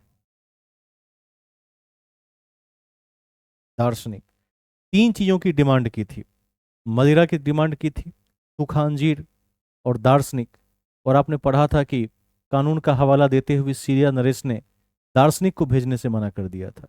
लेकिन यदि प्रश्न पूछ दे कि इसकी चर्चा किसने की है, तो क्या कहेंगे? किसने इस बात का उल्लेख किया है? एथिनियस। लिख लीजिए। लिखिए एथिनियस ने, एथिनियस के अनुसार लिखिएगा, एथिनियस के अनुसार।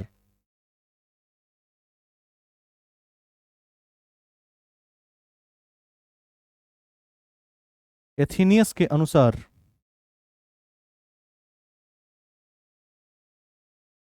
एथिनियस के अनुसार अनुसार बिंदुसार ने, बिंदुसार ने सीरिया के शासक, सीरिया के शासक शासक एंटियोकस प्रथम से, एंटियोकस प्रथम से मदिरा, यानी शराब, मदिरा, कौमा, सूखा अंजीर, फल का नाम है, सूखा अंजीर, और दार्शनिक भेजने की मांग की, मांग की, मांग की। लेकिन सीरिया नरेश ने दार्शनिक नहीं भेजा, लेकिन सीरिया नरेश ने दार्शनिक नहीं भेजा।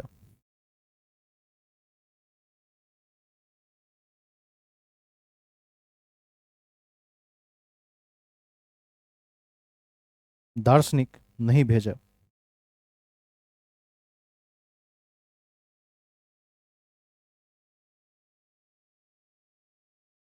आगे चलते हैं। अब बताइए कि दिव्यावदान किस धर्म का ग्रंथ है? बौद्ध धर्म का। चर्चा पहले भी हुई है। महावंश को भी याद रखिएगा इस कड़ी में। भगवती सूत्र जैन धर्म का ग्रंथ है, इसे कभी नहीं भूलेंगे। ठीक है। 16 महाजनपदों की चर्चा है। अंगुत्तर निकाय में भी 16 महाजनपदों का उल्लेख मिलता है। ये सब हम पहले ही पढ़ चुके हैं। अभी लिखिए दिव्यावदान में, दिव्यावदान के अनुसार कर दीजिएगा, दिव्यावदान के अनुसार, के अनुसार उत्तरापथ की राजधानी कहां थी? तक्षशिला। उत्तरापथ की राजधानी तक्षशिला, तक्षशिला में विद्रोह को समाप्त करने के लिए, विद्रोह को समाप्त करने के लिए, विद्रोह को समाप्त करने के लिए, करने के लिए बिंदुसार ने अशोक और सुसीम को भेजा था।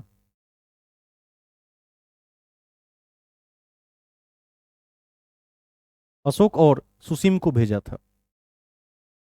पूर्व में लिखवा दिए हैं कि उस समय अशोक क्या थे? अवंती के गवर्नर थे। ध्यान रखिएगा। अशोक और सुसीम को भेजा। नेक्स्ट पॉइंट लिखिए, मगध की राजगद्दी पर, मगध की राजगद्दी पर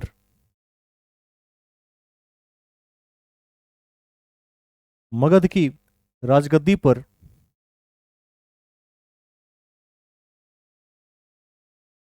बिंदुसार के उत्तराधिकारी के रूप में, बिंदुसार के उत्तराधिकारी के रूप में अशोक 269 ईसा पूर्व गद्दी पर बैठे। अशोक 269 ईसा पूर्व गद्दी पर बैठे। 269 ईसा पूर्व गद्दी पर बैठे एवं इनकी माता का नाम डैश था। क्या था? अभी अभी चर्चा किए हैं, सुभद्रांगी। इनकी माता का नाम सुभद्रांगी था। ठीक है, ध्यान रखिएगा। ये लिखवाने की जरूरत नहीं है कि इस टाइम में ये अवंती के राज्यपाल थे, पहले ही चर्चा हो चुकी है, इसको ध्यान रखिएगा। अब एक प्रश्न है, ये प्रश्न कोई भी बता सकते हैं कि कहां कहां पर चर्चा है कि अशोक का नाम अशोक है। 4 अभिलेख हैं इससे।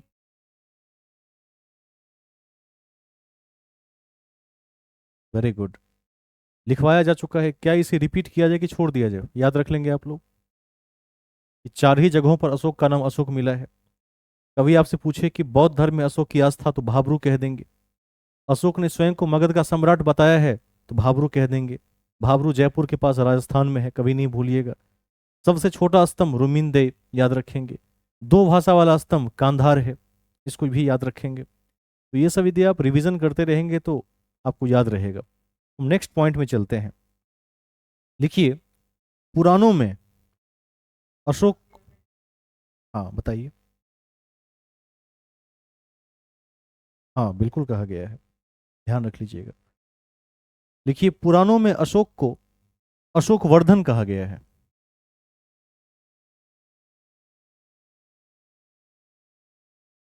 पुराणों में अशोक को अशोक वर्धन कहा गया है। पुराणों में अशोक को अशोक वर्धन कहा गया है। अशोक वर्धन का मतलब होता है जो शोक का नाश करे। ठीक है, अशोक वर्धन कहा गया है।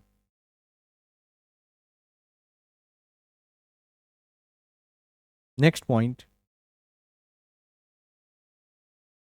देखिए अशोक ने 261 ईसा पूर्व, 8वां वर्ष हो या 9वां वर्ष हो, याद रखिएगा, जो भी हो ठीक होगा। अशोक ने 261 ईसा पूर्व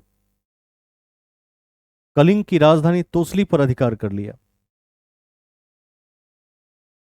कलिंग की राजधानी तोसली पर अधिकार कर लिया, अधिकार कर लिया।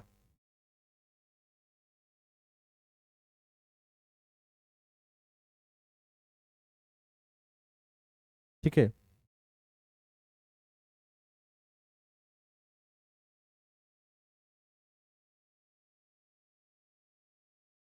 इतिहास में प्लिनी, प्लूटार्क, स्ट्रैबो, ठीक है, इस सबको कभी नहीं भूलिएगा।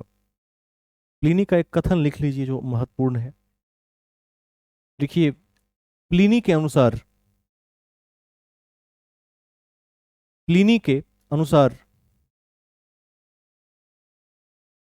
प्लिनी के अनुसार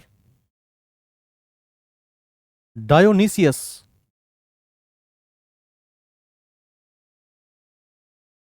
प्लिनी के अनुसार डायोनीसियस, जो कि जो कि मिस्र के राजा फिलाडेल्फस का राजदूत था, जो कि मिस्र के राजा फिलाडेल्फस का राजदूत था, राजदूत था, राजदूत था। अशोक के दरबार में पाटलिपुत्र आया था। अशोक के दरबार में पाटलिपुत्र आया था।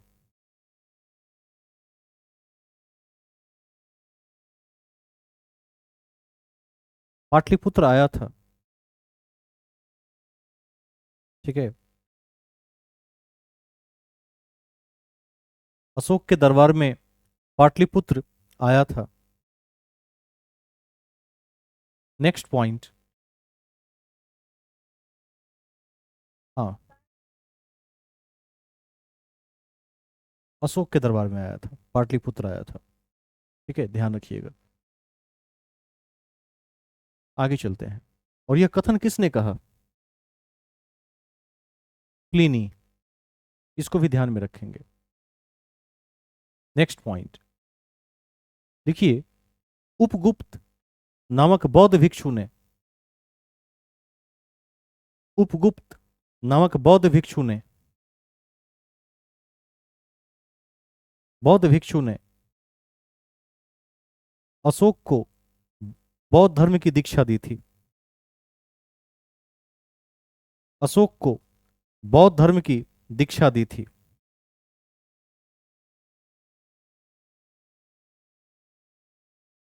ठीक है, अभी मैंने चर्चा कर दी है कि भाब्रू स्तंभ के अनुसार अशोक को बौद्ध धर्म का अनुयायी बताया गया है, जिसमें अशोक ने बौद्ध के तीनों रत्न बुद्ध धम्म और संघ में अपनी आस्था को दिखाया है। तो ये आपको याद रहेगा। लेकिन इससे जुड़ा हुआ जो एक दूसरा पॉइंट है वो बड़ा ही कॉन्ट्राडिक्टेबल पॉइंट है और अपवाद स्वरूप है, लेकिन याद रखना पड़ेगा।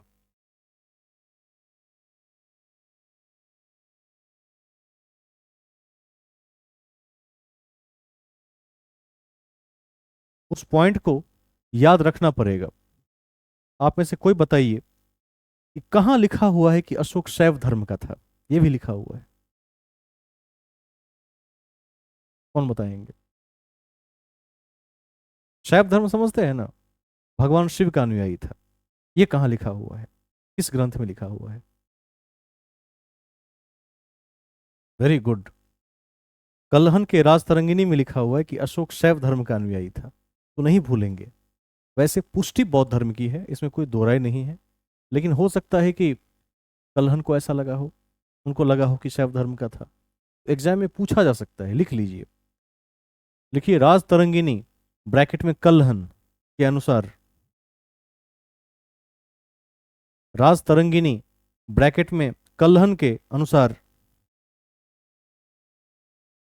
कल्हन के अनुसार अशोक शैव धर्म का अनुयायी था।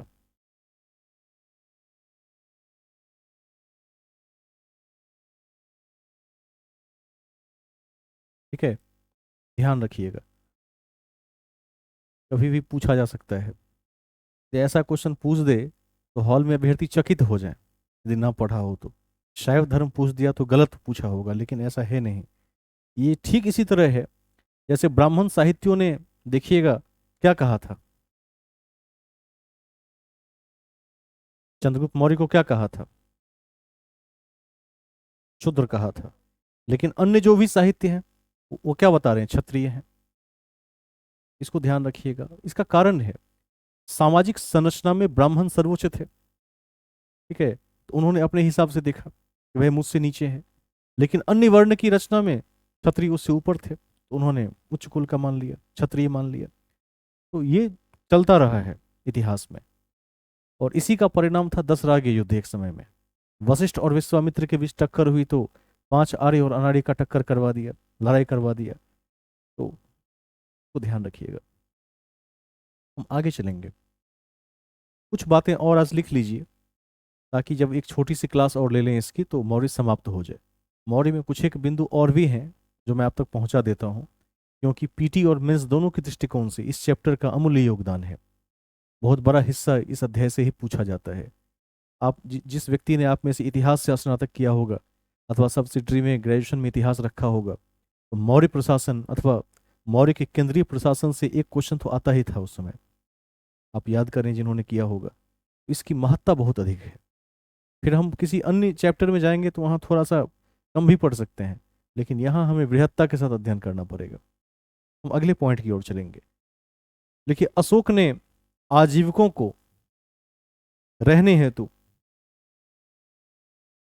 अशोक ने आजीविकों को रहने हेतु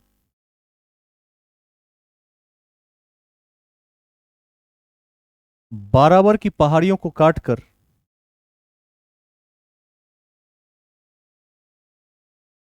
बारावर की पहाड़ियों को काटकर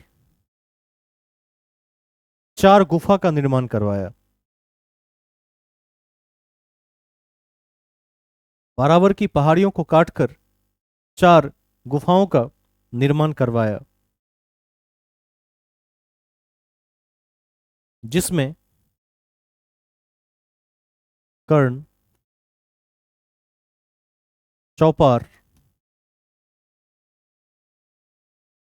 सुदामा एवं विश्व झोपड़ी।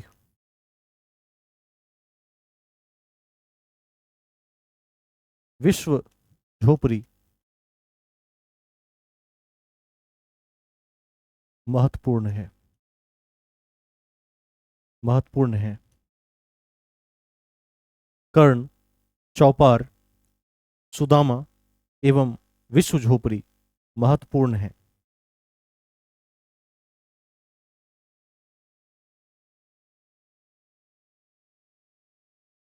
ठीक है, अगला बिंदु। तीन चार बातें लिख लेंगे और थके नहीं ना है आप में से कोई? कितने लोग थक चुके हैं? हाथ खड़े करें। कोई नहीं, ठीक है, आप ऊर्जावान हैं, बने रहिए कुछ देर और। लिखिए नेक्स्ट पॉइंट में, अशोक ने सर्वप्रथम भारत में शिलालेखों का प्रचलन किया। अशोक ने सर्वप्रथम भारत में शिलालेखों का प्रचलन किया।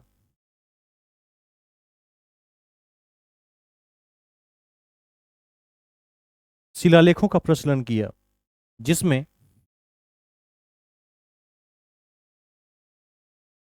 जिसमें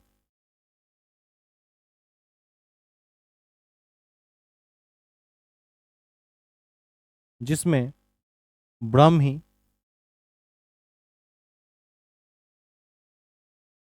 ब्राह्मी, खरोष्ठी, खरोष्ठी, ग्रीक एवं अरमाइक भाषाओं में अभिलेख मिले हैं। ग्रीक एवं अरमाइक भाषाओं में अभिलेख मिले हैं।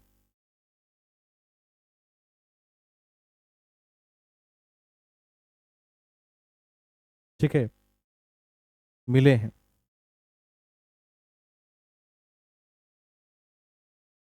अब आप इसको भी अलग अलग लिख दीजिए।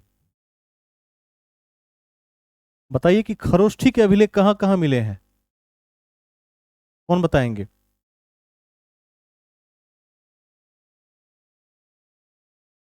Very good. एक शब्द में लिखना हो तो यहां पर शॉर्ट में लिखवा देता हूं, उत्तर पश्चिमी पाकिस्तान। लिख दीजिएगा खरोष्ठी के सामने। उत्तर पश्चिमी पाकिस्तान, सभी जगह आ जाएंगे उसमें। North west Pakistan. ठीक है, उत्तर पश्चिमी पाकिस्तान। ग्रीक का कहां से मिला है? अफगानिस्तान। Very good.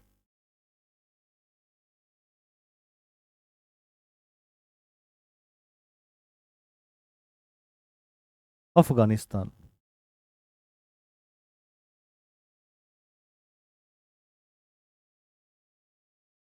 ठीक है।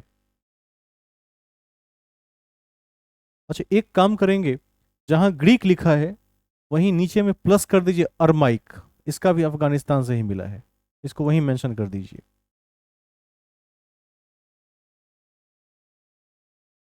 दोनों वहीं से मिले हैं, ग्रीक प्लस अरामिक। और ब्राह्मी में लिख दीजिए शेष भारत, कि जहां से मिला है शेष ब्राह्मी का है। इससे क्लियर रहेगा। उत्तर पश्चिमी पाकिस्तान से खरोष्ठी मिला है, अफगानिस्तान से ग्रीक में अभिलेख मिले हैं, अरमाइक में मिले हैं, और शेष जो भी है जैसे भाबरू है, रुमिनदेई है, सब ब्राह्मी में है। इसको ध्यान रखिएगा।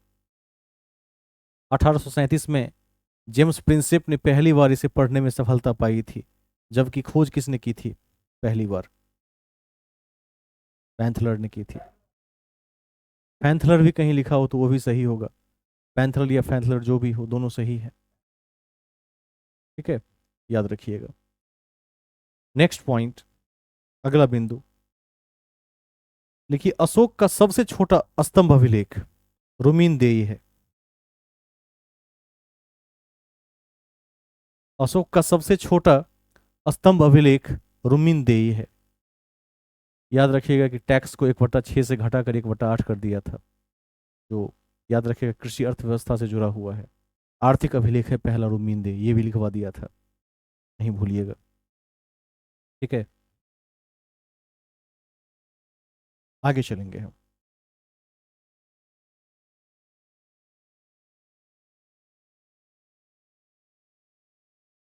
देखिए, भाग एवं बलि,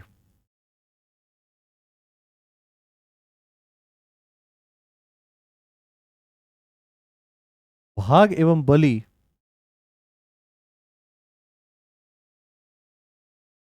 भाग एवं बलि मौर्य काल में राजस्व के मुख्य स्रोत थे। भाग एवं बलि मौर्य काल में राजस्व के मुख्य स्रोत थे।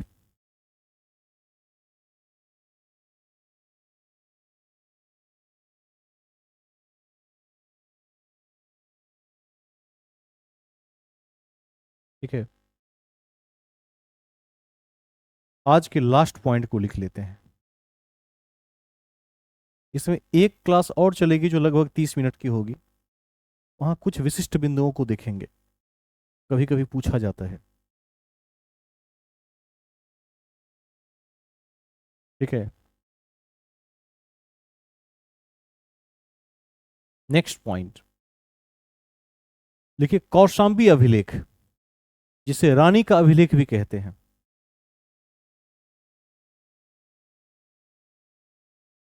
कौशांबी अभिलेख, जिसे रानी का अभिलेख भी कहते हैं। रानी का अभिलेख भी कहते हैं। रानी का अभिलेख भी कहते हैं। रानी का अभिलेख भी कहते हैं। इलाहाबाद में अवस्थित है। आज का प्रयाग है, ध्यान रखिएगा। इलाहाबाद में अवस्थित है, जिसमें जिसमें अशोक की रानी करुवाकी, जिसमें अशोक की रानी करुवाकी करुवाकी द्वारा किए गए दान कार्यों का उल्लेख है। जिसमें अशोक की राजधानी करुवाकी द्वारा किए गए दान कार्यों का उल्लेख है। दान कार्यों का उल्लेख है।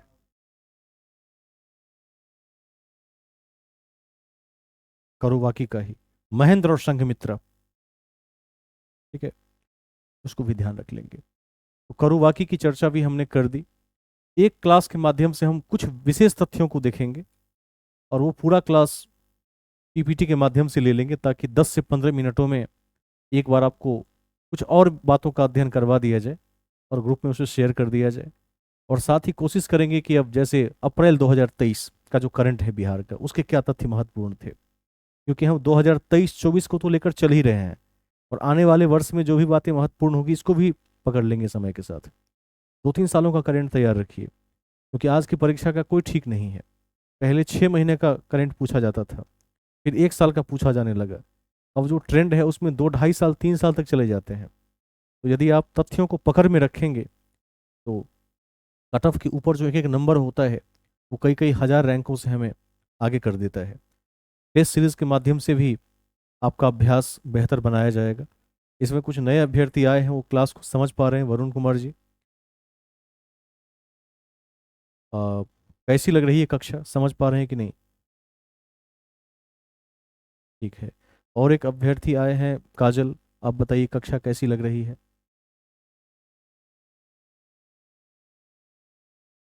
हैं लाइन पर कि नहीं? है तो माइक ऑन कर लेंगे तो आवाज़ आ जाएगी। एक माइक का बटन है, हाँ।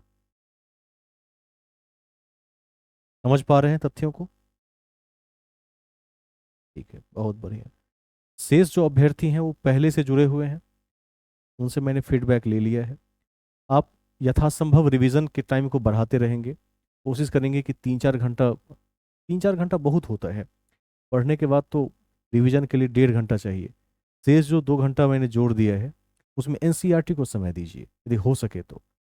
अब कई अभ्यर्थियों का प्रश्न होता है कि एनसीईआरटी की मानक पुस्तकें मिल नहीं रही हैं। तो कई एप्लीकेशन है प्ले स्टोर में, एनसीईआरटी के नाम से डाउनलोड कर लीजिए। और यदि आपके पास कोई बड़ा स्क्रीन हो, जैसे टैब वगैरह हो, मोबाइल में भी पढ़ सकते हैं, उसको आप देखने की कोशिश करें, क्योंकि हार्ड कॉपी की बराबरी नहीं हो पाती है। क्योंकि हार्ड कॉपी में उसकी बात अलग है, वहाँ आपके नेत्र पढ़ने में थकते नहीं हैं। तो जिस भी माध्यम से कम छठी से आठवीं को छोड़ भी दीजिए, लेकिन 9th 10th 11th 12th को जरूर देखिए। यदि आप 11वीं 12वीं के ज्योग्राफी को देखेंगे तो आपको एहसास होगा कि बहुत ही ज़्यादा गूढ़ तथ्य उसके अंदर समाहित है। ठीक है, देखिएगा कभी उसे। मैं जब भूगोल की कक्षाएं लूंगा तो एक एक तथ्य की हम चर्चा करेंगे। तो एनसीईआरटी को अपने आदत में डाल लीजिए, और अखबारों को जरूर आदत में डालिए, क्योंकि न्यूज़पेपर से अपडेट रहने से इस संसार के अद्यतन विकास से आप अपडेट रहेंगे। और जब भी कभी प्रश्न पूछे जाएंगे तो आपके रेंज में होगा। जैसे अभी एआई की दुनिया काफ़ी डेवलप होने जा रही है, देखते रहिएगा उसे। अभी आप देखेंगे कि आने वाले समय में विभिन्न क्षेत्र में एआई क्रांति ला सकता है। क्या क्या क्रांति लाने की संभावना है, उसको जरूर देखिएगा। उसके साथ ही मैंने चर्चा भी की थी कि चीन में एक कंपनी का सीईओ एआई है, उसको भी ध्यान रखिएगा।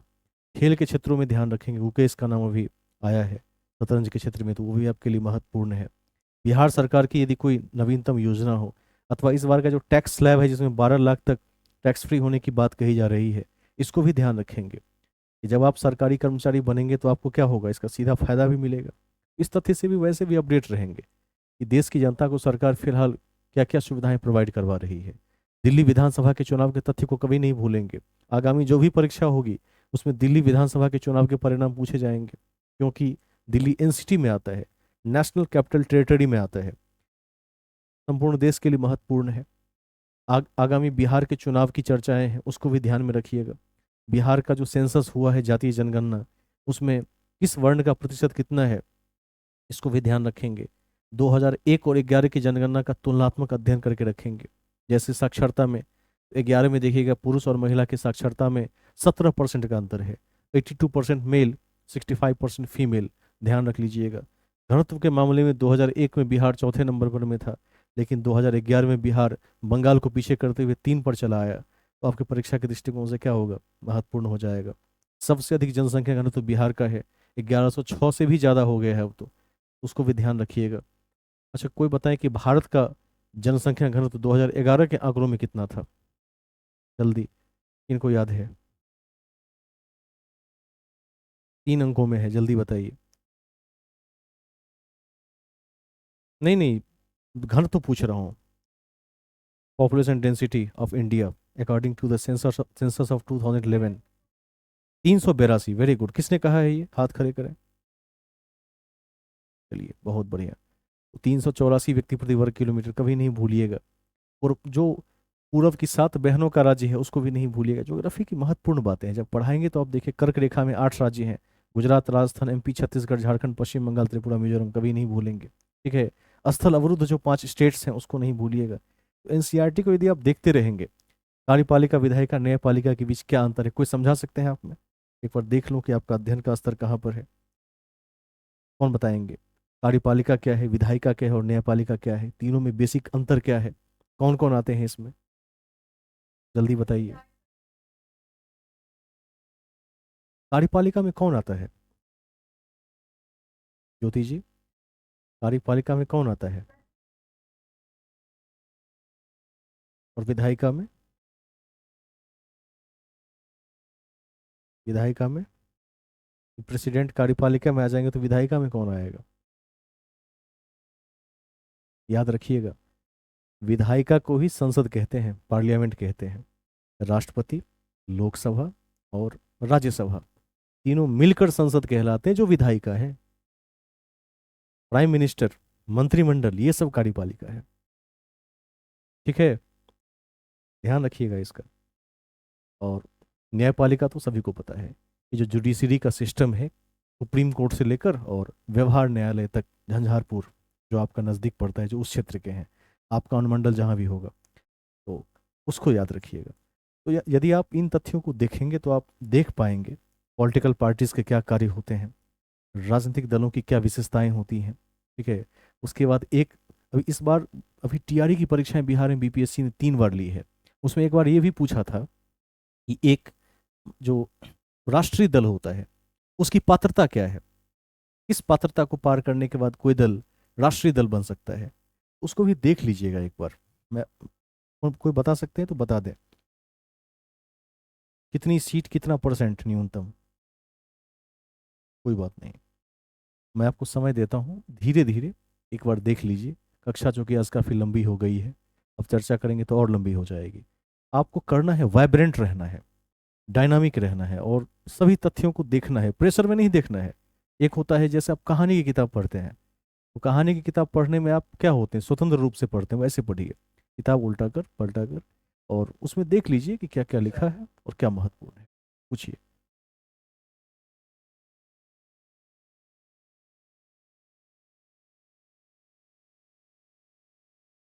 देखिए, वैसे दरोगा और बीपीएससी के सिलेबस में कोई डिफरेंस नहीं है, खास करके मैं प्रीलिम्स की बात कर रहा हूँ। मेंस में तो खैर बीपीएससी में लिखित होता है, जो वनडे एग्जाम है दोनों के, उसमें कोई अंतर नहीं है जीएस के सिलेबस में। लेकिन एनसीईआरटी की जहाँ तक बात है तो देखिए, यदि संभव हो, इफ़ पॉसिबल हो, तो 6ठी से 12वीं क्लास में कम से कम ह्यूमैनिटीज़ के चारों विषय, हिस्ट्री, ज्योग्राफी, पॉलिटी और इकोनॉमिक्स को जरूर पढ़ लीजिए। लेकिन यदि आपके पास समय का नितांत अभाव हो, ठीक है, तो 9वीं से 12वीं का जरूर पढ़ लीजिए। वैसे 8वीं क्लास में भी कुछ चैप्टर बहुत महत्वपूर्ण है। जैसे आप देखिएगा, 8वीं क्लास में एक चैप्टर का मैं नाम कहता हूँ आपको, देसी जनता को शिक्षित करना, एक चैप्टर है 8वीं क्लास में एनसीईआरटी में। उसमें देखिएगा कि अंग्रेजों की क्या विचारधारा थी इस देश के प्रति। यदि अभी आप में से एक प्रश्न मैं किसी अभ्यर्थी को दे दूं कि भारत के प्रति अंग्रेजों की विचारधारा को स्पष्ट कीजिए और सकारात्मक और नकारात्मक विचारधारा को पर टिप्पणी कीजिए, तो हो सकता है कि आपको लिखने में थोड़ा सोचना पड़े, क्योंकि आपके दिमाग में तथ्य कम आएगा अभी। लेकिन जब आप उस चैप्टर को पढ़ लेंगे, विलियम जोन्स, ठीक है, मदरसा की स्थापना, उसके बाद देखिएगा कि जो अंग्रेज के पुराने अंग्रेजों के लेखक हैं, जो राम मोहन रॉय के कालीन हैं, कभी उसको पढ़िएगा। उन्होंने भारत के पहले साहित्य, दर्शन, न्याय इत्यादि का अध्ययन किया था, और उसके बाद एशियाटिक सोसाइटी ऑफ बंगाल की भी स्थापना हुई थी। सारा इतिहास उसमें वर्णित है, ठीक है। लेकिन वही यदि वैसे आप कल्पना भी करेंगे तो लिखने में दिक्कत होती है। थोड़ा सा 8वीं भी महत्वपूर्ण है। क्लास 6 को आप छोड़ भी दीजिए, क्लास 6 में बहुत बड़ी बड़ी बातें नहीं है। हिस्ट्री थोड़ा ठीक भी है, लेकिन ज्योग्राफी और इकोनॉमिक्स आपको पढ़ने की भी जरूरत नहीं है। 7वीं क्लास और 8वीं क्लास तक इतिहास केवल पढ़ लीजिए, काफ़ी है, दूसरा छोड़ दीजिए। लेकिन 9वीं से चारों पढ़ लीजिए, और 11वीं 12वीं को तो विशेष रूप से देखिए, ठीक है। तो इकोनॉमिक्स, साइंस के क्षेत्र में तो मैं आपको कुछ नोट्स दे देता हूँ, उतना देख लीजिए, काफ़ी है। एनसीईआरटी पढ़ने में आपको अधिक वक्त लग जाएगा। वैसे आपने विज्ञान तो पढ़ा ही है 10वीं क्लास तक, उससे अधिक स्तर के विज्ञान नहीं पूछे जाते हैं। बस एक बात ध्यान रखिएगा कि साइंस में कॉन्सेप्ट की क्लैरिटी हो, केवल रटा हुआ ना हो। रटे हुए होने से क्या होता है, यदि ट्रैक से हटकर क्वेश्चन पूछे गए तो वहाँ आपको जवाब देने में दिक्कत हो सकती है। लेकिन जिनके पास समझदारी डेवलप हो चुकी है, कॉन्सेप्ट डेवलप हो चुका है, तो किसी भी स्थिति में प्रश्न को सॉल्व करने की क्षमता रखते हैं। ये बायोलॉजी पर लागू नहीं होता है, ध्यान रखिएगा, बायोलॉजी में लागू नहीं होता है, ज़्यादा याद करना पड़ता है। लेकिन केमिस्ट्री और फिजिक्स में यह बहुत हद तक लागू होता है। जैसे कभी आप देखिएगा कि कैपेसिटेंस चैप्टर से ही कोई क्वेश्चन उठा लेते हैं, है तो +2 का, लेकिन 10वीं से भी जोड़ कर देख लेते हैं कई बार उसको हम, ठीक है, तो वहाँ भी क्वेश्चन आ जाते हैं। कई बार आप देखिएगा रेजिस्टेंस से जोड़ जोड़ कर क्वेश्चन पूछते हैं कि श्रेणी क्रम में 4 रेजिस्टेंस हैं, प्रतिरोध हैं, इसका अंतिम प्रतिरोध क्या होगा। कई बार समांतर क्रम में सूत्र याद भी होगा, 1/r=1, 1/r1 + 1/r2 + 1/r3। ऐसे प्रश्नों में यदि कंसेप्ट थोड़ा बिल्डअप हो, वो ठीक रहता है। प्रकाश चैप्टर में देखिएगा कि जैसे प्रकाश के परावर्तन अपवर्तन के जो बेसिक रूल्स हैं, लॉज हैं, स्नेल का जो नियम है, कभी उस पर सवाल भी दे सकते हैं बनाने के लिए, जो सामान्य स्तर के न्यूमेरिकल्स हैं, थोड़ा सा वहाँ काम आ जाता है। फिर भी विज्ञान में क्लास नोट्स काफ़ी होंगे, क्लास नोट्स हर जगह काफ़ी होंगे। यहाँ से इस कक्षा के बाद आपको कहीं भी जाने की ज़रूरत नहीं है। लेकिन फिर भी मैं पर्सनालिटी ग्रूमिंग के लिए कह रहा हूँ कि देखिए, जो कार्य कक्षा नहीं कर सकती वह कार्य पाठ्य पुस्तकें कर सकती है, व्यक्तित्व के क्षेत्र में कह रहा हूँ। और जो कार्य पाठ्य पुस्तक नहीं कर सकती compete करने के क्षेत्र में, वह कार्य कक्षा कर सकती है, आपको बहुत कम समय में बहुत बेहतर बना सकती है। दोनों पूरक हैं, इसको ध्यान रखिएगा, ठीक है। आज के कक्षा की समाप्ति की मैं घोषणा करता हूँ, और हम फिर कल 7:20 PM में आ जाएंगे, और कल कोशिश करेंगे कि बिहार के संदर्भ में जो करंट है उसकी एक क्लास लेकर और साथ ही मौर्य के इस बचे हुए खंड को समाप्त करने की कोशिश करेंगे। सभी को शुभ रात्रि, सभी का धन्यवाद। Good night.